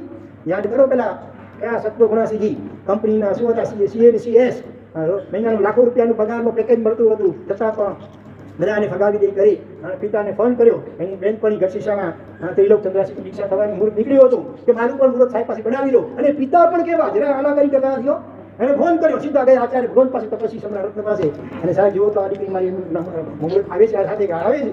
અને એ રીતે દીક્ષા લઈને એટલું ઉત્કૃષ્ટ પાડે છે કે આજે ભલા બધા વખાણ કરે છે, એટલું ઉત્કૃષ્ટ રીતે મારી અંતરનું જીવન જીવે છે. વ્યાખ્યાનો એટલો આધ્યાત્મિક ઊંચી લેવલના એ લોકો દૂર દૂરથી ચોમાસામાં રોકાઈ કરી મહિનો દિવસ 15 દિવસ અને જીવવાની શોનો લાભ લેતા હોય છે. તો એ કેવા, તો એ દીકરીઓ પણ કમાય છે. તો એ રીતે જે પણ સાધુ સાધી ભગવંતો હોય એમના માતા પિતા નિશ્ચિંત થઈ જાય કે અમે ભલે શાસન દીકરા દીકરીને સોંપ્યા, અમને સંઘ પણ અમને સાચવી રહેશે, આ રીતે અમારી ભક્તિ કરે છે, એટલે એમને પણ અહોભાવ જાગે સંઘ પ્રત્યે, શાસન પ્રત્યે. તો કેટલો લાભ એટલાને થઈ શકે છે, બરોબર. તો થોડું કહે જાજો જાણજો, સાધર્મિક વાત્સલ્ય કર્તવ્ય વર્તમાન કાળનું બહુ મહત્વનું ભાર આપવા યોગ્ય કર્તવ્ય છે, બરોબર. આ બાબતમાં બહુ ઉપેક્ષા આજે પણ ઘણી આપણામાં સેવાઈ રહી છે, તે ન થવી જોઈએ. બીજી પણ એક હજી વાત કહી લઉં કે આજે ઘણા શ્રીમંતો જે લોકો વિદ્યાર્થી હોશિયાર હોય અને એને ફોરેન ભણવા જવું હોય તો એને સ્કોલરશીપ વગેરે કે આપતા હોય છે, પણ આ બાબત પણ જરા ગંભીરતાથી વિચારવા જેવી છે. દરેક બાબતમાં વિવેક હોવો જોઈએ, દરેક લાભ અને ગેરલાભ બંને પાસા વિચારવા જોઈએ. તમારો આશય ભલે સારો છે કે ચાલો ભાઈ ભણવા જવું છે, આપણા સાધનની આપણે મદદ કરીએ ભલે, પણ એમાંથી મોટે ભાગે એવું બને છે કે મોટા ભાગના વિદ્યાર્થીઓ આગળ જતા કાયમ માટે ત્યાં જ સ્થિર થઈ ગયા છે. ધંધા લગ્ન તો બંને એવું મા બાપ પાસે વૃદ્ધાવસ્થામાં એકલા અહીંયા સીધાતા હોય ભેગી રેડી આખી હળી મને, એટલે અહીંયા વડીલો સીધાતા વૃદ્ધાવસ્થામાં પૂછા કરતા ન હોય. એવા દાખલો હમણાં જ મેં સાંભળ્યો, કોઈના પિતાનું અવસાન થઈ ગયું ભારતમાં, દીકરા ફોરેન રહે, ત્યાંથી કોઈને ફોન કરી દીધો કે ભાઈ તમે એમની જે કાંઈ વિધિ કરવાની કરી લેજો અને અમને બિલ મોકલી દેજો, અમારી પાસે આવવાનો ટાઈમ નથી. જગા અને દુકારી પિતાનું અવસાન થયું છે તો એ દીકરાને આવવાનું ફુરસદ નથી. બોલો આવી સ્થિતિ છે આજે જ્યારે, એટલે બહુ વિચારવા જેવું છે. આ એક તો આપણે જીવનની વચ્ચે અમે ઘટતી જાય છે, આપણે ગંભીર પ્રશ્ન જે મોટો શાસન મોટામાં મોટો શાસનનો પ્રશ્ન છે, યક્ષ પ્રશ્ન જેને કહી શકાય. એક તો અમે બેન અમારા બે નહીં, અમારું એક નહીં, અમારું 0 હવે કોઈને રિલિવિન રિલેશનશીપ પણ શું કહેવાય, એવા બધું વિચિત્ર બધું પરિસ્થિતિ ઊભી થઈ છે. મોજ બધા કરવી છે ને સંતાન પાડવું નથી. સરવાળે સાધર્મિકોની વસ્તી ઘટતી છે, જૈનોની, તો પરિણામ શું આવશે? આપણે કરોડ રૂપિયા ખર્ચીને દેરાસરો તીર્થો ઉપાસીઓ બંધાવીએ છીએ અને સમય એવો આવશે. આજે કચ્છમાં ઘણા ગામોમાં વસ્તી સાવ બચી 1-2 ઘર હશે કે નહીં પણ હોય, ખાલી દેરાસર ઉપાસે છે અને મોટા ભાગની મુસ્લિમ વસ્તી ફૂટકે ને ભૂસકે બધી બાંગ્લાદેશ ને બીજા દેશ પાકિસ્તાનમાંથી વધતી જાય છે. એ લોકોની બહુ બધી થાય અને એ લોકો કેવી જનૂનીકો આપણે જાણીએ છીએ. અને પરિણામે પછી ભૂતકાળમાં જેમ આપણે અનેક તીર્થો એ લોકોએ તોડ્યા, તીર્થો મંદિરો વગેરેને મૃત્યુને, આવી સ્થિતિ નજીકના ભૂતકાળ ભવિષ્યમાં પાછું આવી શકે એવા એધાણ અત્યારે દેખાઈ રહ્યા છે. માટે સવારે સરેડાએ જાગવા જેવું છે. અમારી મર્યાદા હોય અમે ઈશારો કરી શકીએ, બાકી તમારે કેટલી વસ્તુ હોય તમારે સ્વયં સમજવી જોઈએ, બરોબર ને. સમજદાર કોઈ ઈશારા કાફી હોતા હૈ. એટલે એ રીતે આ ખાસ લક્ષ્યમાં રાખજો. અને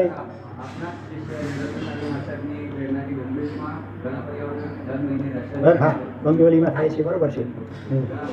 સારી વાત છે, બહુ અનુમોદનીય છે. તો આ રીતે ખાસ લક્ષ્યમાં રાખજો અને તમારાથી જે રીતે થાય તન મન ધનથી દ્રવ્ય અને ભાવ સાધનની વાત્સલ્ય કરજો. આંબી એકાશના થતા હોય તો પીરસવાનો લાભ લઈ શકો, બરાબર કે નહીં? તપસ્વી હોય એને પીરસવું હોંશે હોંશે આંબી કે એકાશનાનો એ પણ મોટી વિશિષ્ટ સાધનની ભક્તિ છે. આવી આવી અનેક રીતે સાધનની વાત્સલ્ય થઈ શકે છે. તો યથાશક્તિ સાધનની વાત્સલ્ય કરી અને આ પરિશ્રમ પર્વને પણ સાર્થક બનાવજો, તમારી જિંદગીને પણ સાર્થક બનાવજો. આ કર્તવ્ય એવું છે, વાર્ષિક 5 કર્તવ્યમાં પણ નંબર છે બીજો, અને શ્રાવકના વાર્ષિક 11 કર્તવ્યો. આપણે બપોરે મને વિચાર થાય છે બપોરના વાસનામાં એ વિષય લઈ લઈએ, શ્રાવકના 11 વાર્ષિક કર્તવ્યો. તો એમાં પણ આ સાધનની વાત્સલ્ય કર્તવ્યને મૂકવામાં આવ્યું છે. એના ઉપરથી એનું મહત્વ તમે સમજજો અને દરેક સાધનની ભક્તિ દ્વારા જીવનને સાર્થક બનાવજો. એ જ મંગલ પ્રેરણા. જીનાથ કંઈ પ્રભુ હોય તો હાર્દિક ઈચ્છા ની ટુકડમ.